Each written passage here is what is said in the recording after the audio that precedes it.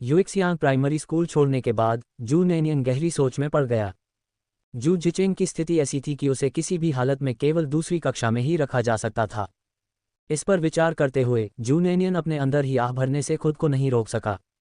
इसके अलावा शिक्षक यू ने कहा था कि उनकी परिस्थितियों को देखते हुए उन्हें किसी भी स्कूल में प्री स्कूल कक्षा में दाखिला नहीं मिल सकता।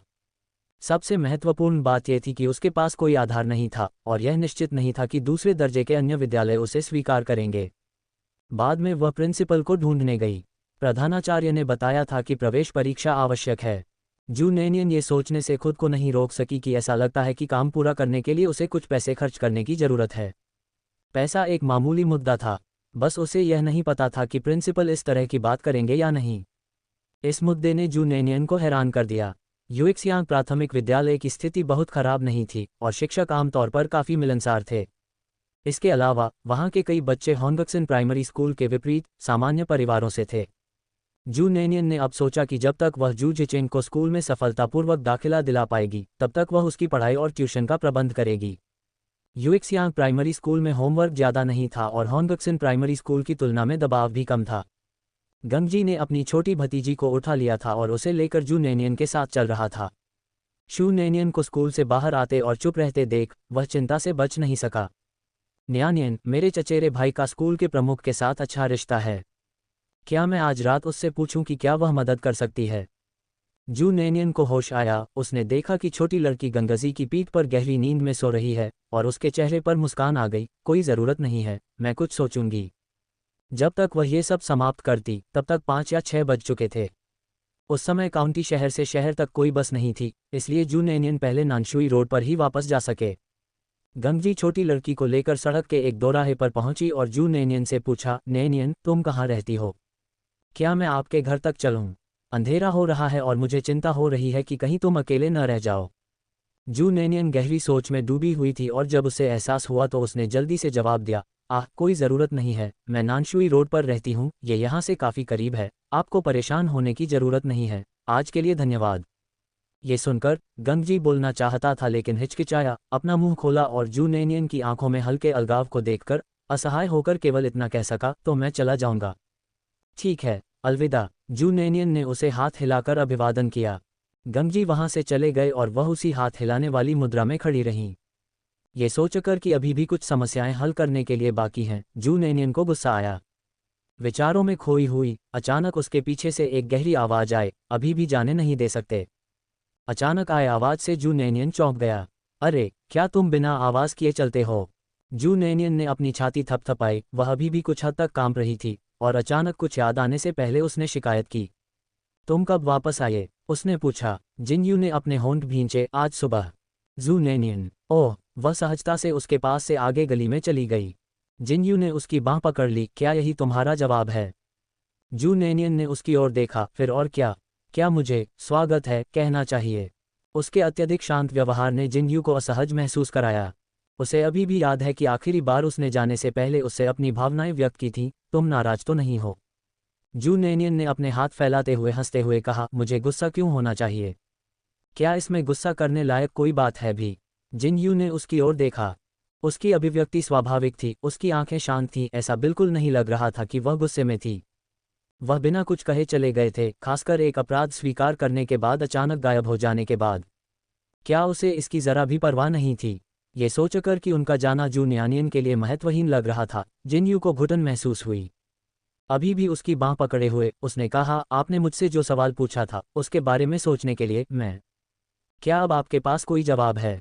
शू नेनियन ने पूछा, अभी भी शांत दिख रहे थे। जिनयू कुछ समय से इस बात को लेकर परेशान था, लेकिन उसे इतना शांत देखकर उसे अपने भीतर अचानक असंतुलन और बेचैनी महसूस हुई। नहीं, उसने उदास होकर कहा, मुझे नहीं लगता कि उत्तर महत्वपूर्ण है। इससे कोई फर्क नहीं पड़ता कि मैं किस कारण से तुम्हारे प्यार में पड़ा हूँ, मेरी भावना वही है, मैं तुम्हें पसंद करता हूँ। क्या तुम मेरी गर्लफ्रेंड बनोगी या नहीं? जिनयू की बातें सुनकर जू नेनियन आश्चर्यचकित रह गया। अरे, ऐसे भी लोग थे? मैं तुम्हें पसंद करता हूँ, क्या तुम मेरी गर्लफ्रेंड बनोगी या नहीं? जू नेनियन ने पीछा करने का इतना सीधा, स्पष्ट दृष्टिकोण पहले कभी नहीं देखा था। उसने साफ कहा, नहीं। आपने क्या कहा? जिनयू को अप्रत्याशित रूप से अस्वीकार कर दिया गया। उसे स्वीकार करना मुश्किल लगा। क्यों नहीं? मुझे क्यों करना चाहिए? जू नेनियन ने भौहें उठाईं। क्योंकि मैं तुम्हें पसंद करता हूँ। जू नेनियन ने कहा, लेकिन मैं नहीं। तुम मुझे पसंद करते हो। जिनयू ने इतनी जोर से जवाब दिया कि जू नेनियन पूरी तरह से हैरान रह गया। वह अभी भी उसके आत्मविश्वास से भरे बयान से उबर नहीं पाई थी कि तभी उसने इसका विश्लेषण करना शुरू कर दिया, मानो ये दुनिया की सबसे स्पष्ट बात हो। उस दिन तुमने कहा था कि मुझे सोचने दो कि क्या तुम मुझे इसलिए पसंद करने लगे क्योंकि मैं वह लड़की थी, या तुम मुझे सिर्फ मेरे लिए पसंद करते हो। हालांकि मुझे अभी तक इसका उत्तर नहीं मिला है, लेकिन मुझे पता है कि तुम भी मुझे पसंद करते हो। जू नेनियन ने उसे ऐसे देखा जैसे वह पागल हो। जिनयू ने अपने होंठ भींचे, कम से कम तुम्हारा प्रभाव अच्छा है।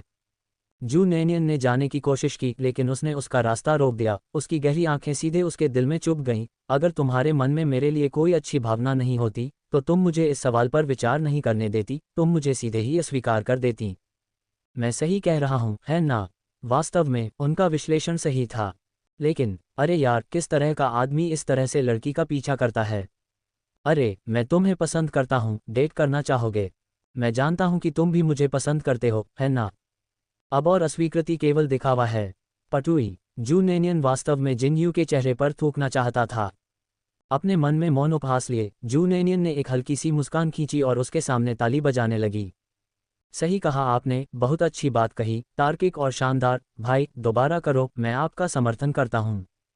जिनयू, ऐसा महसूस हो रहा था जैसे उसकी बुद्धिमत्ता का मजाक उड़ाया जा रहा हो। फिर भी उसने उसकी चमकती निगाहों के नीचे बेशर्मी से जोर देकर कहा, तो क्या हम डेटिंग कर रहे हैं या नहीं? डेटिंग नहीं, मैं डेट करने के बजाय मरना पसंद करूंगी। जिनयू, मैं वह सब वापस लेती हूं जो मैंने पहले कहा था।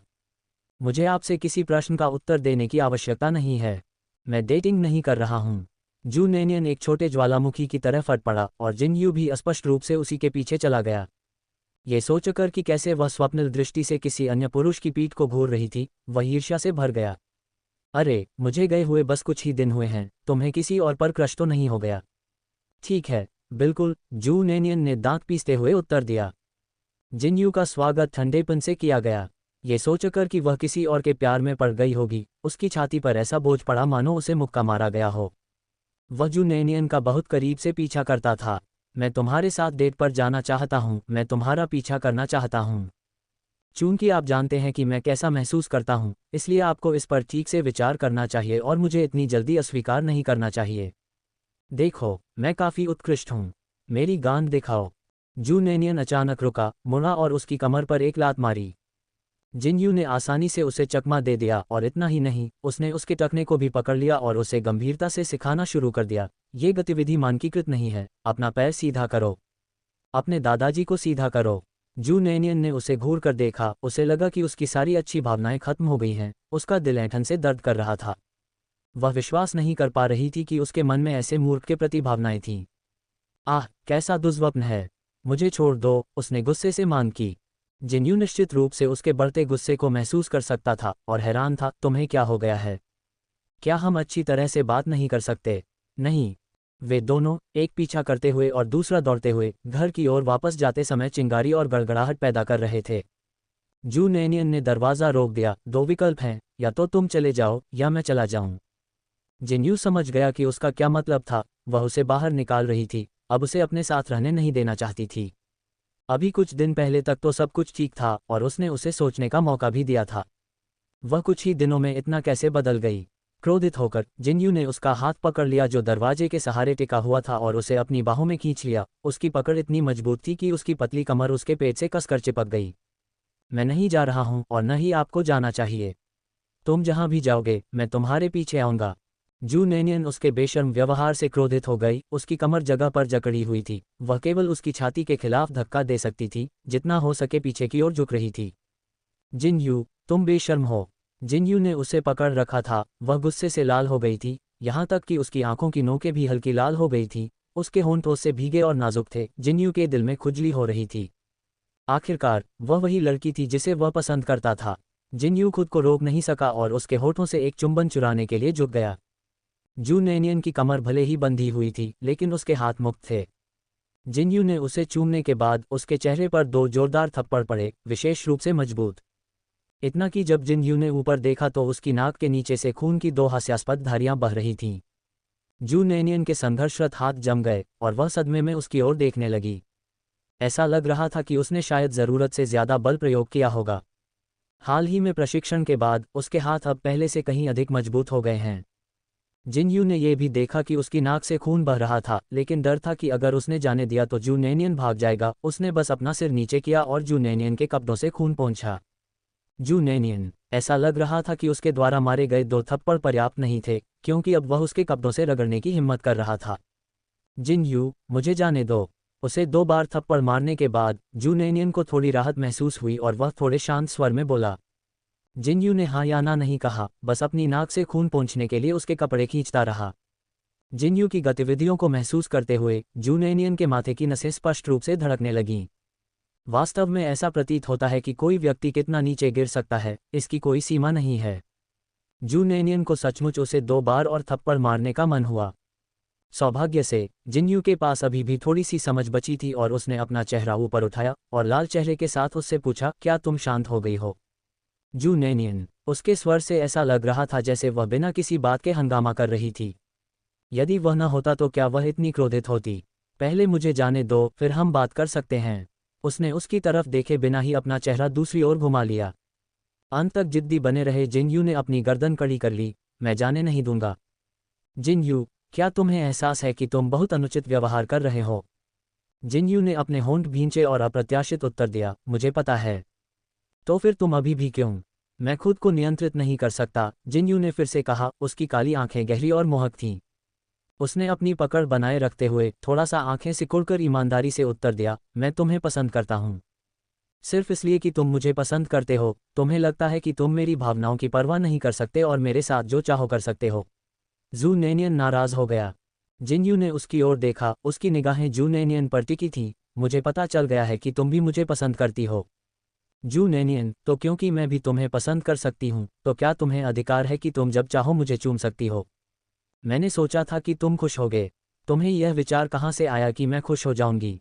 ये सुनकर जिनयू की गहरी आंखें स्याही की तरह तीव्र हो गईं और वे जू नैनियन को लगातार घूरने लगीं।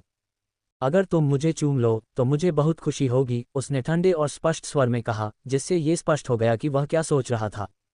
क्योंकि वह उसे पसंद करता था, इसलिए उसके द्वारा चूमे जाने पर उसे बहुत खुशी होती थी। और फिर उसने तर्क दिया कि चूंकि वह भी उसे पसंद करती है, इसलिए वह भी उसके द्वारा चूमे जाने पर खुश होगी। दिव्य तर्क, बिल्कुल दोषरहित, एकदम सही अंक। अरे, क्या ये छात्रदीन है? यहाँ एक प्रतिभाशाली व्यक्ति है, आपको उसे प्रयोगशाला के लिए पकड़ लेना चाहिए। उसका मस्तिष्क इतना विकसित है कि उसमें 1 मीटर 80 इंच का कोई भी मूर्ख व्यक्ति समा सकता है। जू नैनियन अपने दिव्य तर्क से पूरी तरह से वशीभूत हो गया। ये देखकर कि वह कितनी बेशर्मी से जिद कर रहा था, उसे अचानक गुस्सा नहीं आया क्योंकि वह पहले से ही हंसी से मरी जा रही थी। ठीक है, मुझे छोड़ दो और मैं तुम्हें बाहर नहीं निकालूंगा, ठीक है? जू नैनियन ने कहा। जिनयू ने उसकी ओर देखा, क्या अब तुम नाराज नहीं हो? जू नैनियन, मैं अब क्रोधित नहीं हूं। उसने अपना सिर झुका लिया, उसकी नम आंखें झपक रही थीं। तुम मुझे चोट पहुंचा रहे हो। उसकी आवाज़ इतनी कोमल और चुलबुली थी कि किसी की भी हड्डियां नरम पड़ जातीं। आज्ञाकारी रूप से जिनयू ने उसे जाने दिया, लेकिन अगले ही पल जू नैनियन ने अचानक बल लगाया और उसे जोर से दरवाजे से बाहर धकेल दिया, जिससे जिनयू की नाक लगभग पकड़ ली गई। अस्थायी रूप से जिनयू का चेहरा देखने में असमर्थ जू नैनियन को शारीरिक और मानसिक दोनों रूप से बड़ी राहत महसूस हुई। जिनयू बाहर खड़ा था, उसके चेहरे पर लाचारी साफ झलक रही थी। अपने हाथों को कमर पर रखे जिनयू ने आंखें सिकोड़कर लगभग 2 मीटर ऊंची दीवार की ओर देखा। उसने आसानी से उसे पकड़ने के लिए हाथ बढ़ाया और धक्का देकर उछलकर दीवार पर जा गिरा। जैसे ही वह ऊपर बैठा, पानी से भरा एक कटोरा उसकी ओर उछाला गया। जिनयू बचना चाहता था, लेकिन नीचे से जू नैनियन की नर्म लेकिन गुस्से वाली आवाज आई, जिनयू, अगर तुमने बचने की हिम्मत की तो मुझसे कभी उम्मीद मत करना कि मैं तुम पर ध्यान दूंगा। जिनयू का आधा बचा हुआ शरीर अकड़कर वापस अपनी जगह पर आ गया। उसके सिर पर ठंडे पानी की एक बाल्टी डालने से वह पूरी तरह से ठंडा हो गया। उसकी गीली लंटें उसके माथे से चिपक गईं, उसका सुंदर चेहरा तनावग्रस्त हो गया। जिनयू ने अपने बालों को पीछे करने के लिए अपना हाथ उठाया, उसे अपने सिर के ऊपर दबाया और स्याही जैसी गहरी निगाह से जू नैनियन की ओर देखते हुए कहा, क्या तुम शांत हो गए हो? उनकी धीमी चुंबकीय आवाज आकर्षक थी, सेलो की ध्वनि की तरह, सुरुचिपूर्ण ढंग से मादक। जू नैनियन ने उसके आकर्षण से प्रभावित होकर अपने होंठ भींच लिए। उसने उसे पूरी तरह से घेरने वाली निगाह से देखा, कुछ कुछ वैसे ही जैसे कोई प्रेमी अपनी मनमौजी प्रेमिका को अत्यधिक स्नेह से भर रहा हो। जू नैनियन ने अपने होंठ खोले, उसे बस उस पर पानी छिड़कने का पछतावा हो रहा था, तभी उसकी उत्तेजक टिप्पणी आई। हालांकि मुझे नहीं पता कि तुम नाराज क्यों हो। ये वाक्य ऐसा लग रहा था जैसे वह अपने आप से कुछ बुदबुदा रहा हो। जू नैनियन का चेहरा काला पड़ गया, वह इस बात से क्रोधित थी कि उसे इस हद तक उकसाने के बाद वह ये दावा कर रही थी कि उसे नहीं पता कि वह क्यों नाराज थी। आह, आदमी तो सभी स्व हैं। वह अब उससे बात नहीं करना चाहती थी। जू नैनियन मुड़ा और घर में घुस गया, जबकि जिनयू दीवार से नीचे कूद गया, घास के ढेर पर गिरा और उसका टखना थोड़ा मुड़ गया। उसने आंगन में घास के उठे हुए ढेर को चिढ़कर लात मारी, इतनी बदसूरत और फिर भी तुम मेरे आंगन में हो, क्या हिम्मत है तुम्हारी। जू नैनियन के ठंडे व्यवहार के सामने घास का ढेर भी राजा जिन को अपमानजनक लग रहा था। आगे चल रही जू नैनियन को यह एहसास नहीं हुआ कि वह घास के ढेर के बारे में बात कर रहा था और उसने सोचा कि वह उसके लिए बात कर रहा था। वह इतनी क्रोधित थी कि उसका गला लगभग घुट गया। वह बदसूरत है। जिन यू, जाओ मर जाओ।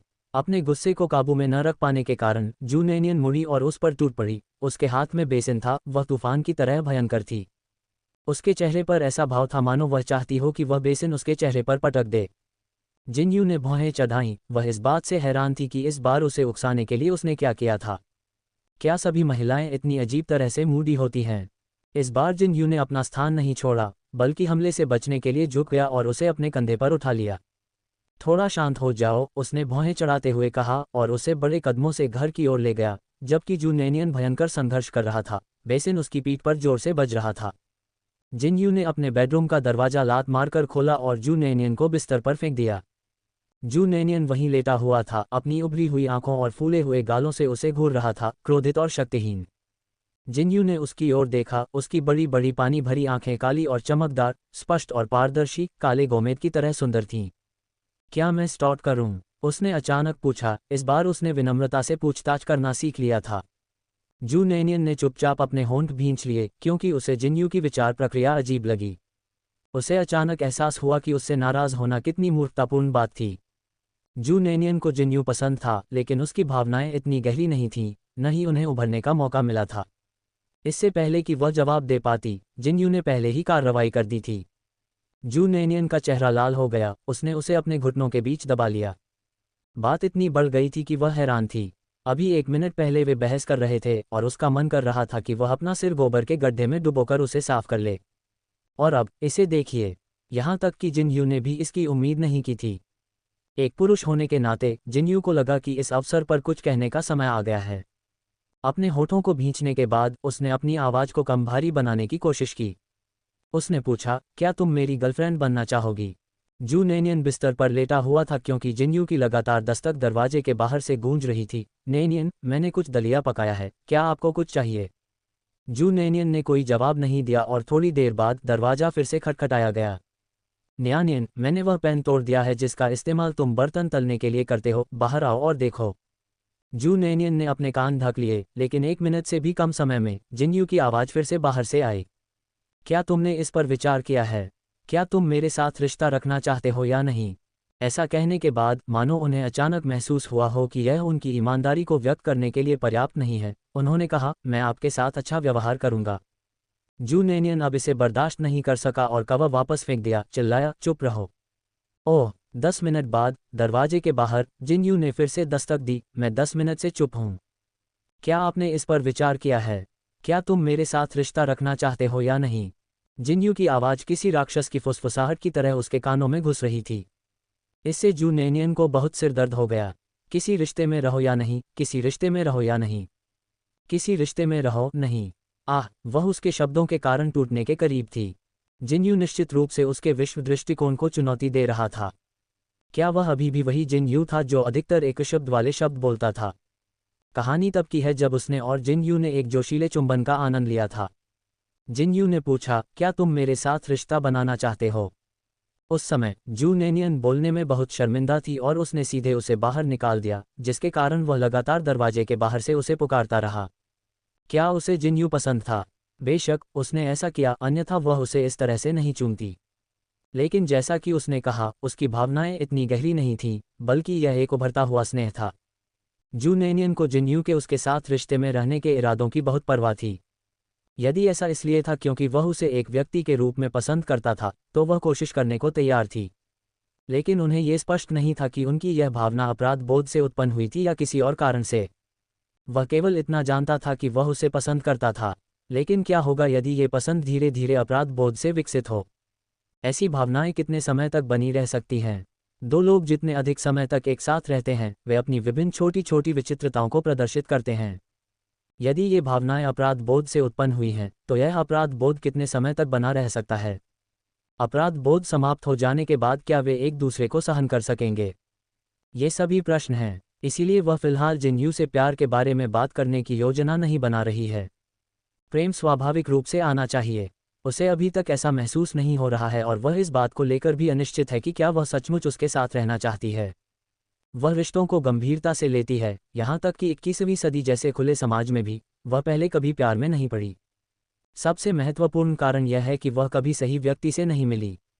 वह कोई तुच्छ रिश्ता नहीं चाहती। यदि वह किसी रिश्ते में पड़ती भी तो वह निश्चित रूप से विवाह को ध्यान में रखकर ऐसा करती। भले ही इसका अंत विवाह में न हो, फिर भी उसे गंभीर दृष्टिकोण के साथ शुरुआत करनी होगी।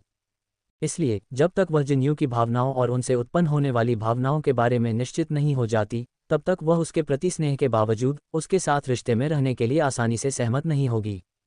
इसके अलावा जिनयू के साथ उसकी स्थिति अधिक जटिल है। यदि वे एक रिश्ता शुरू करते हैं तो उसकी और जिनयू की कथित सगाई को वास्तविक सगाई में बदलना होगा, इसलिए उसे अपने रिश्ते को संभालने में और भी अधिक सावधानी बरतने की जरूरत है। जिनयू ने दरवाजे पर बहुत देर तक चिल्लाया लेकिन कोई जवाब नहीं मिला और खटखटाने की हिम्मत नहीं हुई। प्रेम के बारे में ऐसी कई बातें थीं जो उसे समझ में नहीं आती थीं। वह जू नैनियन को पसंद करता था और उसके साथ रहने से उसे चूमने और उसे पकड़ने की इच्छा होती थी। अपनी भावनाओं को स्वीकार करने से पहले उसे डर था कि अगर वह जान गई तो वह उससे और भी अधिक दूर भागेगी, इसलिए उसने हमेशा इस आवेग को दबाने की कोशिश की थी। अपनी भावनाओं को उसके सामने स्वीकार करने के बाद जिनयू ने पाया कि वह अब अपने दिल की बेचैनी को नियंत्रित नहीं कर सकता। वे पहले ही एक दूसरे को चूम चुके थे और उसने भी उसका जवाब दिया था, तो फिर वह उसके साथ रिश्ते में आने के लिए क्यों सहमत नहीं हुई? जिनयू को अपने दिल में कुछ घुटन महसूस हुई, ये सोचकर कि शायद जू नैनियन के दिमाग में अभी भी कोई और है। विशेषकर जब उसने उसके हाथ पर खुदे किसी अन्य पुरुष के नाम के बारे में सोचा तो उसका दिल और भी अधिक दुखने लगा। एल्डर जिन को पहली बार ऐसा महसूस हुआ कि वे बेकार हैं, क्योंकि वे किसी लड़की का पीछा करने में असमर्थ थे। वह वास्तव में उसके साथ अच्छा व्यवहार करना चाहता था, लेकिन ऐसा लगता था कि वह हमेशा उसे परेशान कर देता था। उसका चेहरा अभी भी जलन से जल रहा था और उसे पता नहीं था कि अब तक उसने उसे कितनी बार थप्पड़ मारे होंगे। 2 थप्पड़ खाने से पहले जिन छोटे होंठों को उसने चूमा था, उनके बारे में सोचते हुए जिनयू के मुंह पर एक बार फिर मुस्कुराहट आ गई। लड़कियों का पीछा करना जिनयू की विशेषता नहीं थी, लेकिन हमेशा कोई न कोई ऐसा होता है जो इसमें माहिर होता है। कसकर बंद कमरे के दरवाजे को देखते हुए जिनयू ने अपने होंठ भींचे। न्यानियन, मैं थोड़ी देर के लिए घर जा रहा हूं और आज रात बाद में वापस आऊंगा। मैंने तुम्हारे लिए रसोई में थोड़ा दलिया छोड़ा है, अगर तुम्हें भूख लगे तो बाहर आकर खुद खा लेना। उसने वे शब्द पीछे छोड़ दिए और जिनयू बाहर भागने के लिए इंतजार नहीं कर सका। पीछे हटते कदमों की आहट सुनकर जू नैनियन ने अपना सिर कवर के नीचे से बाहर निकाला, सावधानी से बिस्तर से नीचे उतरी और दरवाज़ा थोड़ा सा खोला। उसने बाईं और दाईं ओर देखा, जिनयू का कोई पता नहीं चला। यह आश्वस्त होकर कि जिनयू वहां नहीं था, जू नैनियन राहत की सांस लेने से खुद को नहीं रोक सका। सुबह से ही उसने घर से निकलते समय केवल नाश्ता ही किया था तथा दोपहर और रात का भोजन भी नहीं किया था। उसके पेट ने गुड़गुड़ाहट के साथ विरोध किया। असहाय होकर अपना पेट पकड़े हुए उसने उस दलिया के बारे में सोचा जिसे जिनयू ने उसके लिए पकाया था और खुशी खुशी रसोई की ओर चली गई। रसोई के चूल्हे पर एक बड़ा बर्तन रखा था और जू नैनियन उसे देखने के लिए उसके पास गया। सफ़ेद चावल का दलिया का एक पूरा बर्तन, कम से कम 10 लोगों के लिए पर्याप्त। इसने सचमुच जू नैनियन के क्षितिज को व्यापक बना दिया। वह सुअरों को खाना खिला रहा था, बहुत सारा खाना पका रहा था। अपनी शिकायतों के बावजूद जू नैनियन ने खुशी खुशी अपने लिए सफ़ेद दलिया का एक बड़ा कटोरा उठा लिया। उसका पेट बहुत भूखा था, इसलिए वह सलाद बनाने के मूड में नहीं थी और उसने बस दलिया में 2 चम्मच चीनी मिला दी और उसे सीधे पी लिया। जब तक उसने अपना दलिया खत्म किया तब तक जू जिकियांग और चेन शियाओ स्टो से वापस आ चुके थे। जू नैनियन ने अभी अपना कटोरा सिंक में रखा ही था कि उसने चेन शियाओ की आवाज़ सुनी। जिकियांग, सावधान रहो, इसे तुम्हें खरोंचने मत दो। उसकी आवाज़ में चिंता का भाव था और जब जू नैनियन सोच रही थी कि उसकी बात में ये कौन है, तो उसने एक पिल्ले के भौंकने की आवाज़ सुनी। Woof woof woof woof. छोटे कुत्ते की भौंकने की आवाज़ काफ़ी भयंकर थी, लेकिन ये छोटे कुत्ते की दूधिया सी भयंकर आवाज़ थी, वयस्क कुत्ते की भौंकने जैसी बिल्कुल नहीं। जू जिकियांग ने हम कहा, ये ठीक है, यह मुझे काटता नहीं है। तुम्हें सावधान रहना चाहिए, अभी अभी इसने तुम्हें लगभग खरोंच ही दिया था, है न? मैं ठीक हूँ, चेन शियाओरो ने डरते हुए कहा। जू नेनियन रसोई में थी और उसने किसी को नहीं देखा। बस सुनकर उसने अचानक महसूस किया कि चेन शियाओरो की आवाज़ जू जिकियांग के साथ बात करते समय सामान्य से अधिक शर्मीली थी, कोमल और सौम्य, मानो किसी को डराने से डर रहे हों। जू नेनियन मानो किसी भूत प्रेत से ग्रस्त हो, नीचे झुकी और अपना आधा सिर रसोई से बाहर निकाला तथा आंखें सिकुड़कर बाहर खड़े दोनों लोगों को देखने लगी। तभी वह मूर्ख कुत्ता जिसे जू जिकियांग ने वापस लाया था, वह बेचैनी से फर्श पर गिरने के लिए संघर्ष कर रहा था, जबकि जू जिकियांग और चेन शियाओरो दोनों उसे पकड़ने के लिए गए। किसी धारावाहिक के दृश्य की तरह उनके सिर आपस में टकरा गए। जू जिकियांग ने जल्दी से चेन शियाओरो को उठाया और चिंता से पूछा, आप कैसे हैं? चेन शियाओरो ने शर्म से जू जिकियांग की ओर देखा और हकलाते हुए कहा, मैं ठीक हूँ। जू नेनियन ने ध्यान से देखा, उत्सुकता से अनुमान लगा रही थी कि आगे क्या होगा। तभी मूर्ख कुत्ता उसकी ओर दौड़ा, आओ ने उसकी स्कर्ट को काटा और अपनी पूंछ को खींचना और हिलाना शुरू कर दिया, मानो झंडा लहराकर अपने मालिक के सामने शेखी बघार रहा हो। देखो मालिक, मैंने एक ताक झांक करने वाले दानव को पकड़ लिया है। जू नेनियन का मुंह उस समय खुला रह गया जब उसने अपने पैरों के आसपास घूमते काले कुत्ते को देखा। जू जिकियांग और चेन जियाओरो ने आखिरकार जू नेनियन को देखा। बहन, तुम कब वापस आए? जू जिकियांग आश्चर्य से उठ खड़ा हुआ। उसने देखा कि जियाओहेई अभी भी फर्श पर जू नेनियन की स्कर्ट को खींच रहा था। जल्दी से उसे पकड़ने के लिए उसके पास गया और उसके सिर पर थपथपाया, छोड़ दो, आओ आओ। पिल्ला 2 बार भौंका और आज्ञाकारी रूप से जू नेनियन की स्कर्ट छोड़ दी। चेन शियाओरो लाल चेहरे के साथ पास आए, बॉस आप कब वापस आए? जू नेनियन हंसे, मैंने पहले ही कहा था कि मुझे बॉस मत कहो। तुम कुछ दिन पहले भी मुझे नेनियन कह रहे थे, आज तुम मुझे फिर से बॉस कैसे कह रहे हो? जू नेनियन ने मुस्कुराते हुए कहा, मुझे वापस आए ज़्यादा समय नहीं हुआ है, आप लोगों ने अभी तक खाना नहीं खाया है ना? रसोई में दलिया पक रहा है, जाओ और खा लो। चेन शियाओरो, जो अभी भी लाल चेहरे वाली थी, जू नेनियन की बात सुनकर जल्दी से रसोई में भाग गई। जू जिकियांग एक पल के लिए रुका, क्या वह इतनी भूखी है? जू नेनियन ने अपने हैरान छोटे भाई को देखा और अचानक महसूस किया कि जिनयू की भावनात्मक बुद्धिमत्ता काफ़ी अधिक थी। यहीं पर तो और भी घना क्षेत्र था। हालांकि चेन शियाओरो अपने विचारों को छिपाने में माहिर थी। अगर उसने आज चुपके से उसकी बातें नहीं सुनी होती तो उसे पता ही नहीं चलता कि चेन शियाओरो के मन में उसके छोटे भाई के प्रति ऐसी भावनाएं थीं। लेकिन जू नेनियन ने अपने भाई के प्रेम संबंधों में हस्तक्षेप करने के लिए पर्याप्त गपशप नहीं की। वह इसे समझ पाएगा या नहीं, यह उसके अपने विकास पर निर्भर करता था। अपनी बाहों में लंबे बालों वाले काले कुत्ते को देखते हुए जू नेनियन ने मनोरंजन के साथ पूछा, आपने इसे कहाँ से उठाया? इसका सिर बहुत बड़ा है। जू नेनियन की रुचि देखकर जू जिकियांग ने छोटे कुत्ते को उसके चेहरे के सामने कर दिया। वापस आते समय मुझे ये पुल के नीचे मिला। वह लगातार मेरा पीछा करता रहा और मुझे उस पर दया आ गई, इसलिए मैं उसे घर ले आया। बहन, क्या मैं इसे रख सकता हूँ? जू जिकियांग ने अनिश्चितता से पूछा। उसका दिल अभी भी अनिश्चित था। ये पहली बार था जब उसने जू नेनियन से अनुरोध किया था। जू नेनियन को कोई आपत्ति नहीं थी, जरूर ये घर को थोड़ा सा जीवंत कर देगा, बस इसे दुकान में नहीं लाया जा सकता। मैं समझ गया। ये सुनकर कि वह कुत्ते को दुकान पर नहीं ला सकता, जू जिकियांग को थोड़ा दुख हुआ, लेकिन उसने ज्यादा कुछ नहीं कहा। वह जानता था कि उसकी बहन की दुकान खाने के लिए है और कुत्तों को अंदर नहीं लाया जा सकता। जू जिकियांग को याद आया कि कैसे जू नेनियन ने कहा था कि जब वह हाल ही में वापस आएगी तो कुछ दिनों के लिए घर पर ही रहेगी। फिर भी वह कल ही गई थी और आज वापस आई है, इसलिए वह उससे ये पूछे बिना नहीं रह सका कि वह अचानक जल्दी क्यों लौट आए। पारिवारिक मामलों के संबंध में जू नेनियन को लगा कि उसके भाई को भी जानने का अधिकार है, इसलिए उसने उसे घर की स्थिति के बारे में कुछ बताया।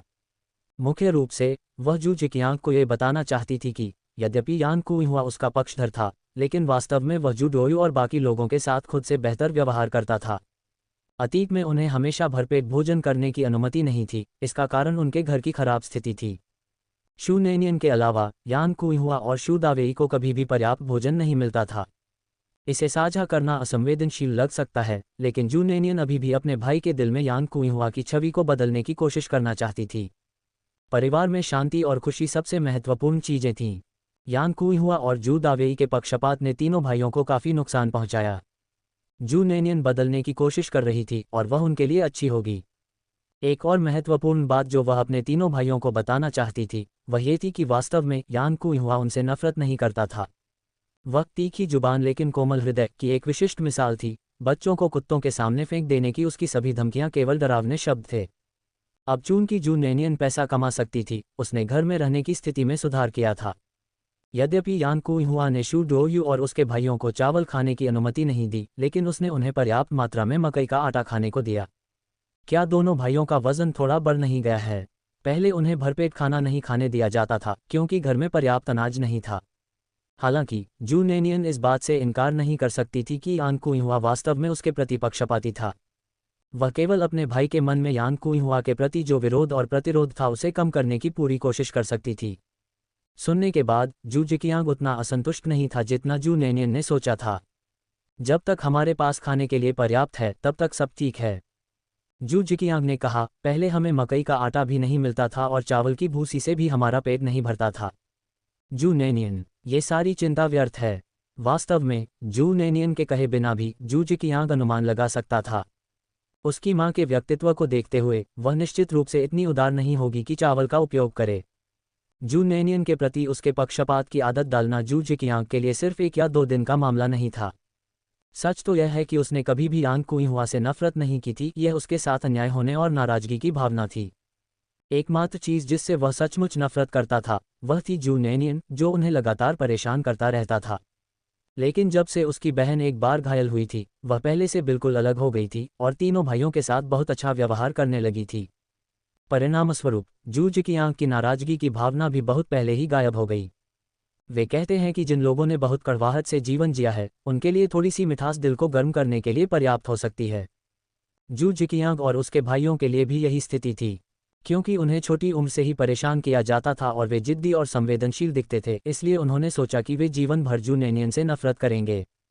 हकीकत में उन्हें जो अधिक महसूस हुआ वह ये स्वीकार करने की अनिच्छा थी कि वे ही क्यों अप्रिय व्यक्ति थे। यह अनिच्छा मुख्यतः पारिवारिक स्नेह की लालसा से उपजी थी। इसलिए भले ही मूल जू नैनियन ने उन्हें बहुत परेशान किया, लेकिन जब तक वह उनके साथ थोड़ा अच्छा व्यवहार करती रही, वे उस पर अविश्वसनीय रूप से निर्भर थे। वे ये भी चाहते थे कि जो कुछ उनके अनुसार जू नैनियन के लिए सर्वोत्तम है उसे वे अपने पास रखें। जहां तक यान कुइहुआ के जू नैनियन के प्रति वर्तमान पक्षपात का सवाल है, जू जिकियांग न केवल नाराज थी बल्कि यह भी महसूस करती थी कि उसे उसके साथ अच्छा व्यवहार करना चाहिए।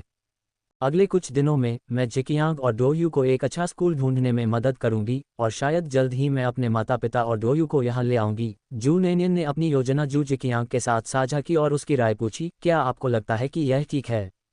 ऐसा नहीं है कि शू नैनियन निर्णय नहीं ले सकती थी, लेकिन वह शू जिकियांग को यह बताना चाहती थी कि वह भी परिवार का हिस्सा है। चाहे कुछ भी हो, उसे अपनी राय व्यक्त करने का अधिकार है। वे एक परिवार थे, निर्णय एक साथ लिए जाने चाहिए थे, न कि एक तरफा निर्णय लेकर स्वयं निर्णय लेना चाहिए था। जू जिकियांग थोड़ी देर के लिए चुप हो गया और श्याओहेई कुत्ता उसकी बाहों में जोर से आओ आओ भौंकने लगा, जमीन पर दौड़ने और मस्ती करने के लिए संघर्ष कर रहा था। काफी देर बाद जू जिकियांग ने आखिरकार ऊपर देखा और जू नैनियन से पूछा, जिचेंग पहले से ही 9 साल का है।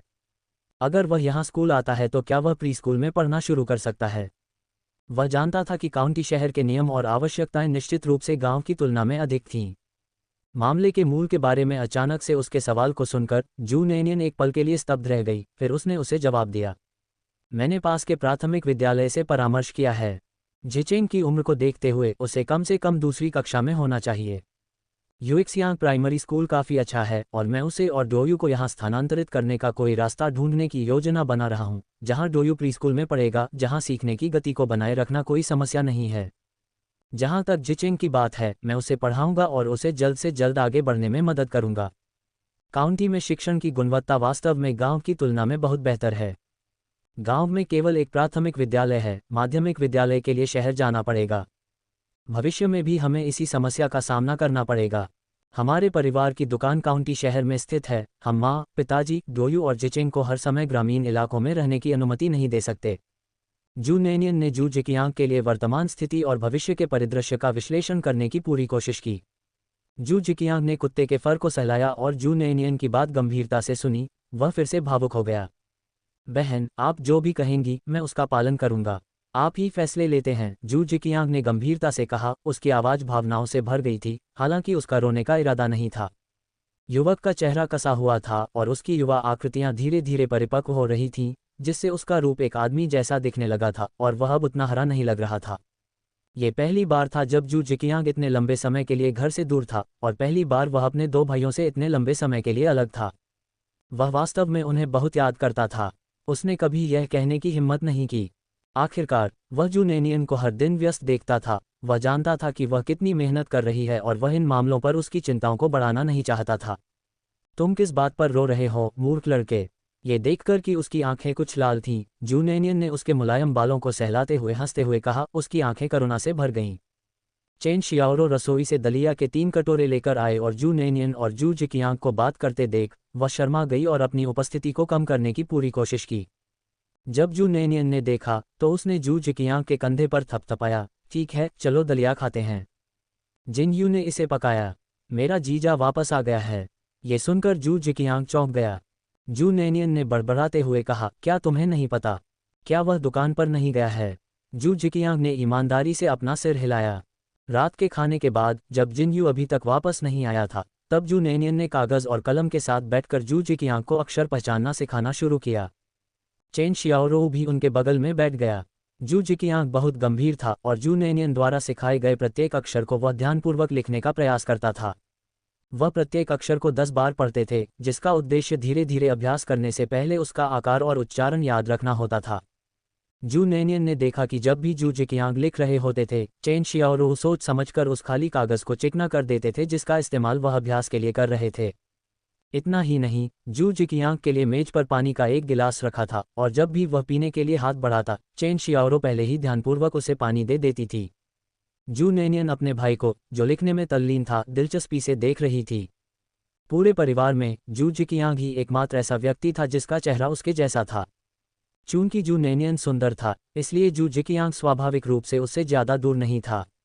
अचानक जू नेनियन को चेन शियाओरो की यह बात याद आ गई कि उसने जूनियर हाई स्कूल में पढ़ाई की थी। अचानक उसने पूछा, जियाओरो, मुझे याद है तुमने कहा था कि तुम जूनियर हाई स्कूल में पढ़ चुकी हो, है ना? चेन शियाओरो चौंक गई। उसे समझ नहीं आ रहा था कि जू नेनियन अचानक ये बात क्यों उठा रही है, लेकिन उसने ईमानदारी से जवाब दिया, मैंने दूसरा वर्ष पूरा कर लिया है। जू नेनियन ने हल्के से सिर हिलाया और अपनी उंगलियां टेबल टॉप पर टैप कीं।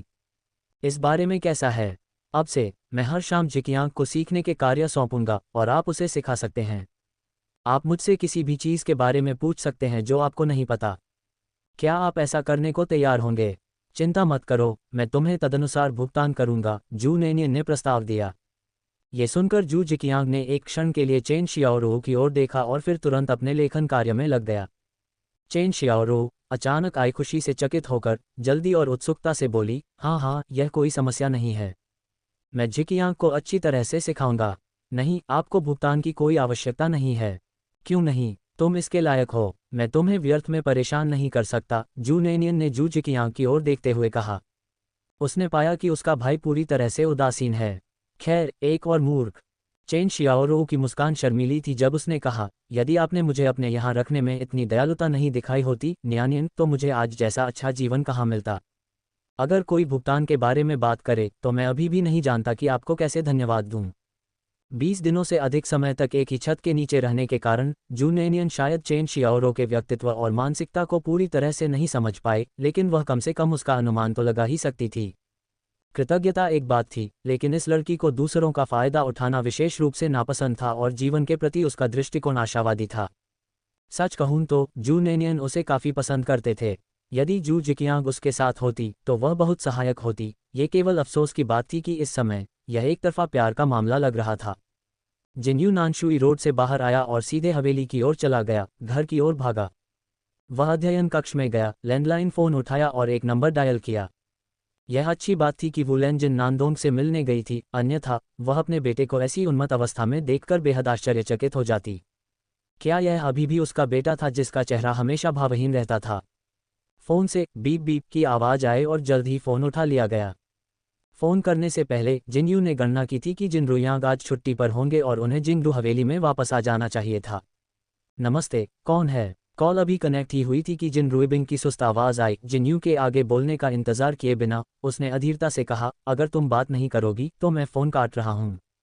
तुम्हारा भाई कहाँ है? जिनयू ने अपने होठों को एक साथ दबाया और ठंडी आवाज़ में पूछा। उसकी गहरी आवाज़ ने दूसरी तरफ जिन रुइबिंग को कांपने पर मजबूर कर दिया। ये समझते हुए कि यह जिनयू की आवाज़ थी, जिन रुइबिंग बहुत जल्दी शर्मिंदा हो गए। बड़े बड़े चचेरे भाई, क्या यह आप हैं? जिनयू, जिन रुयांग की सलाह लेने के लिए उत्सुक था और उसका धैर्य जवाब दे रहा था, उसने रूखेपन से कहा, बकवास बंद करो, तुम्हारा भाई कहाँ है? उसे बुलाओ और फ़ोन ले जाओ। उस समय जिन रुयांग नीचे की ओर चल रहे थे। उन्होंने सूट पैंट के साथ एक सफ़ेद शर्ट पहन रखी थी और वे अविश्वसनीय रूप से तेज दिख रहे थे। जिन रुइबिंग जिनयू से सबसे ज़्यादा डरते थे। जिन रुयांग को नीचे आते देख उसने जल्दी से फ़ोन रख दिया और चिल्लाया, भाई, ये बड़े चचेरे भाई का फ़ोन है, वह तुम्हें ढूंढ रहा है। बोलने के बाद जिन रुइबिंग झट से ऊपर की ओर भागे और जू की आंख से सलाह ली कि किस युवती के साथ डेट पर जाना है। जिन रुयांग पास आया और धीरे से फ़ोन उठाया। उसकी आवाज़ शांत और सुरुचिपूर्ण ढंग से धीमी थी, इतनी कोमल कि वह मादक थी। तुम मुझे ढूंढ रहे हो? जिन यू, भाड़ में जाओ, मेरे साथ नाटक बंद करो, सामान्य रूप से बात करो। जिन रुयांग ने अपना गला साफ किया, अपने हाथ में फ़ोन पर नज़र डाली और लिविंग रूम में अपने अलावा किसी को न देखकर शांति से पूछा, अब क्या बात है? अंततः आवाज़ सामान्य लगने लगी और जिन यू को उसे सुनने में कम परेशानी महसूस हुई। वह जो प्रश्न पूछने वाले थे उससे थोड़ा असहज महसूस करते हुए उन्होंने कहा, मेरे पास आपके लिए एक प्रश्न है। हम जिन रुयांग ने अपनी बाहें उठाईं, सीधे मुद्दे पर आओ, ये झिझक और हिचकिचाहट तुम्हारी तरह नहीं है। जिन यू ने कहा, आप आमतौर पर महिलाओं का पीछा कैसे करते हैं? इन शब्दों पर जिन रुयांग रुक गया, हैंडसेट को अपने कान से हटा लिया जैसे कि सुनिश्चित करने के लिए, फिर इसे वापस रख दिया और पूछा, क्या ये जिन यू है? जिन यू, मैं तुम्हारा भाई हूँ। जिन रुयांग, सिर्फ एक दिन बड़ा हो गया, इसमें गर्व करने लायक क्या है? जिन यू, अब बस इतना बताओ, तुम औरतों का पीछा कैसे करते हो? मैंने कभी महिलाओं का पीछा नहीं किया। जिन रुयांग ने उंगली घुमाई, उसके पतले और स्पष्ट जोड़ पीले और आकर्षक दिख रहे थे। उसने असहाय भाव से अपनी कनपटियां रगड़ी, उसकी आंखों में मनोरंजन का भाव था। महिलाएं हमेशा से ही मेरा पीछा करती रही हैं। हो सकता है कि मैंने वह अनुभव न किया हो जिसके बारे में आप पूछ रहे हैं, इसलिए मैं वास्तव में समझ नहीं पा रहा हूँ। जिन यू, चले जाओ। जिन यू ने तुरंत फ़ोन काट दिया। डायल टोन की तेज बीप बीप सुनकर जिन रुयांग क्षण भर के लिए स्तब्ध रह गया, फिर हंसते हुए बोला, सच को भी नहीं झेल सकते, है ना? यदि यह कोई और समय होता तो जिन रुयांग ने अपनी हस्तक्षेप की नीति का पालन किया होता। यदि जिन यू ने उससे बात बंद करने की हिम्मत की होती तो वह बाहर जाकर आनंद लेने के लिए स्वतंत्र महसूस करता, क्योंकि वह जल्दी में नहीं था। पर अब जिन रुयांग काफ़ी उत्सुक थे। यदि जिन यू उससे इस तरह का प्रश्न पूछ रहा था तो यह निश्चित रूप से कोई अनौपचारिक प्रश्न नहीं था। उसने विशेष रूप से सलाह लेने के लिए फ़ोन किया था। उसे अवश्य ही किसी महिला के साथ कोई समस्या हुई होगी। जिनयू की मंगेतर के बारे में सोचते हुए जिन रुयांग ने बर्तन को हिलाने से डरने की मानसिकता के साथ जिनयू के परिवार का नंबर फिर से डायल किया। कॉल लगभग तुरंत कनेक्ट हो गई। जिन रुयांग को यह बात मनोरंजक लगी, उनका शरीर काफ़ी ईमानदार था। तो किस लड़की ने तुम्हें अस्वीकार कर दिया? जिन रुयांग ने सीधे मुद्दे पर आते हुए हल्के स्वर में, जिसमें थोड़ा उपहास भी था, कहा। जिन यू ने जब सुना कि जिन रुयांग इतनी जल्दी उसकी स्थिति का अनुमान लगा सकता है, तो उसने उसके हर जगह अपनी शान दिखाने के मोर जैसे व्यवहार की निंदा की और उसके समृद्ध और अनुभवी इतिहास की सराहना की। अन्यथा उसके पास पूछने के लिए कोई और नहीं होता। यद्यपि जिन रुयांग ने कभी डेटिंग नहीं की थी, फिर भी वह कई महिलाओं के साथ उलझा हुआ था। इस बात की परवाह मत करो कि मुझे किसने अस्वीकार किया, बस मुझे ये बताओ कि किसी महिला को कैसे जीतना है, बस इतना ही। ये सही नहीं है जिन यू। क्या आपकी कोई मंगेतर नहीं है? आप अचानक महिलाओं के पीछे क्यों भागना चाहेंगे? क्या आप मैदान में उतरने और अपने आचरण से नकारात्मक उदाहरण पेश करने की योजना बना रहे हैं? जिन रुयांग ने हंसते हुए कहा, उनकी आवाज़ गर्म और कोमल थी। जिन यू उस तरह की हंसी बर्दाश्त नहीं कर सका, उसकी रीढ़ की हड्डी में सिहरन दौड़ गई। वह खुद को रोक नहीं सका और बोला, ठीक से बात करो। जिन रुयांग को उसकी मांगों की कोई परवाह नहीं थी। तुम्हें मेरी मदद की ज़रूरत है, उसने शांत भाव से कहा। पहले मेरे पिछले प्रश्न का उत्तर दो, वरना मुझसे कोई सलाह लेने की बात भूल जाओ। जिन यू का चेहरा काला पड़ गया। फ़ोन पर ऐसी बातें पूछना जिन यू के लिए काफ़ी शर्मनाक था। यदि उसने जिन रुयांग को बताया कि जिस महिला के साथ वह वास्तव में संबंध बनाना चाहता है वह उसकी मंगेतर है, जिसका व्यक्तित्व जिन रुयांग जैसा है, तो वह निश्चित रूप से ब्लैकमेल के लिए उसे जीवन भर अपने पास रखेगा।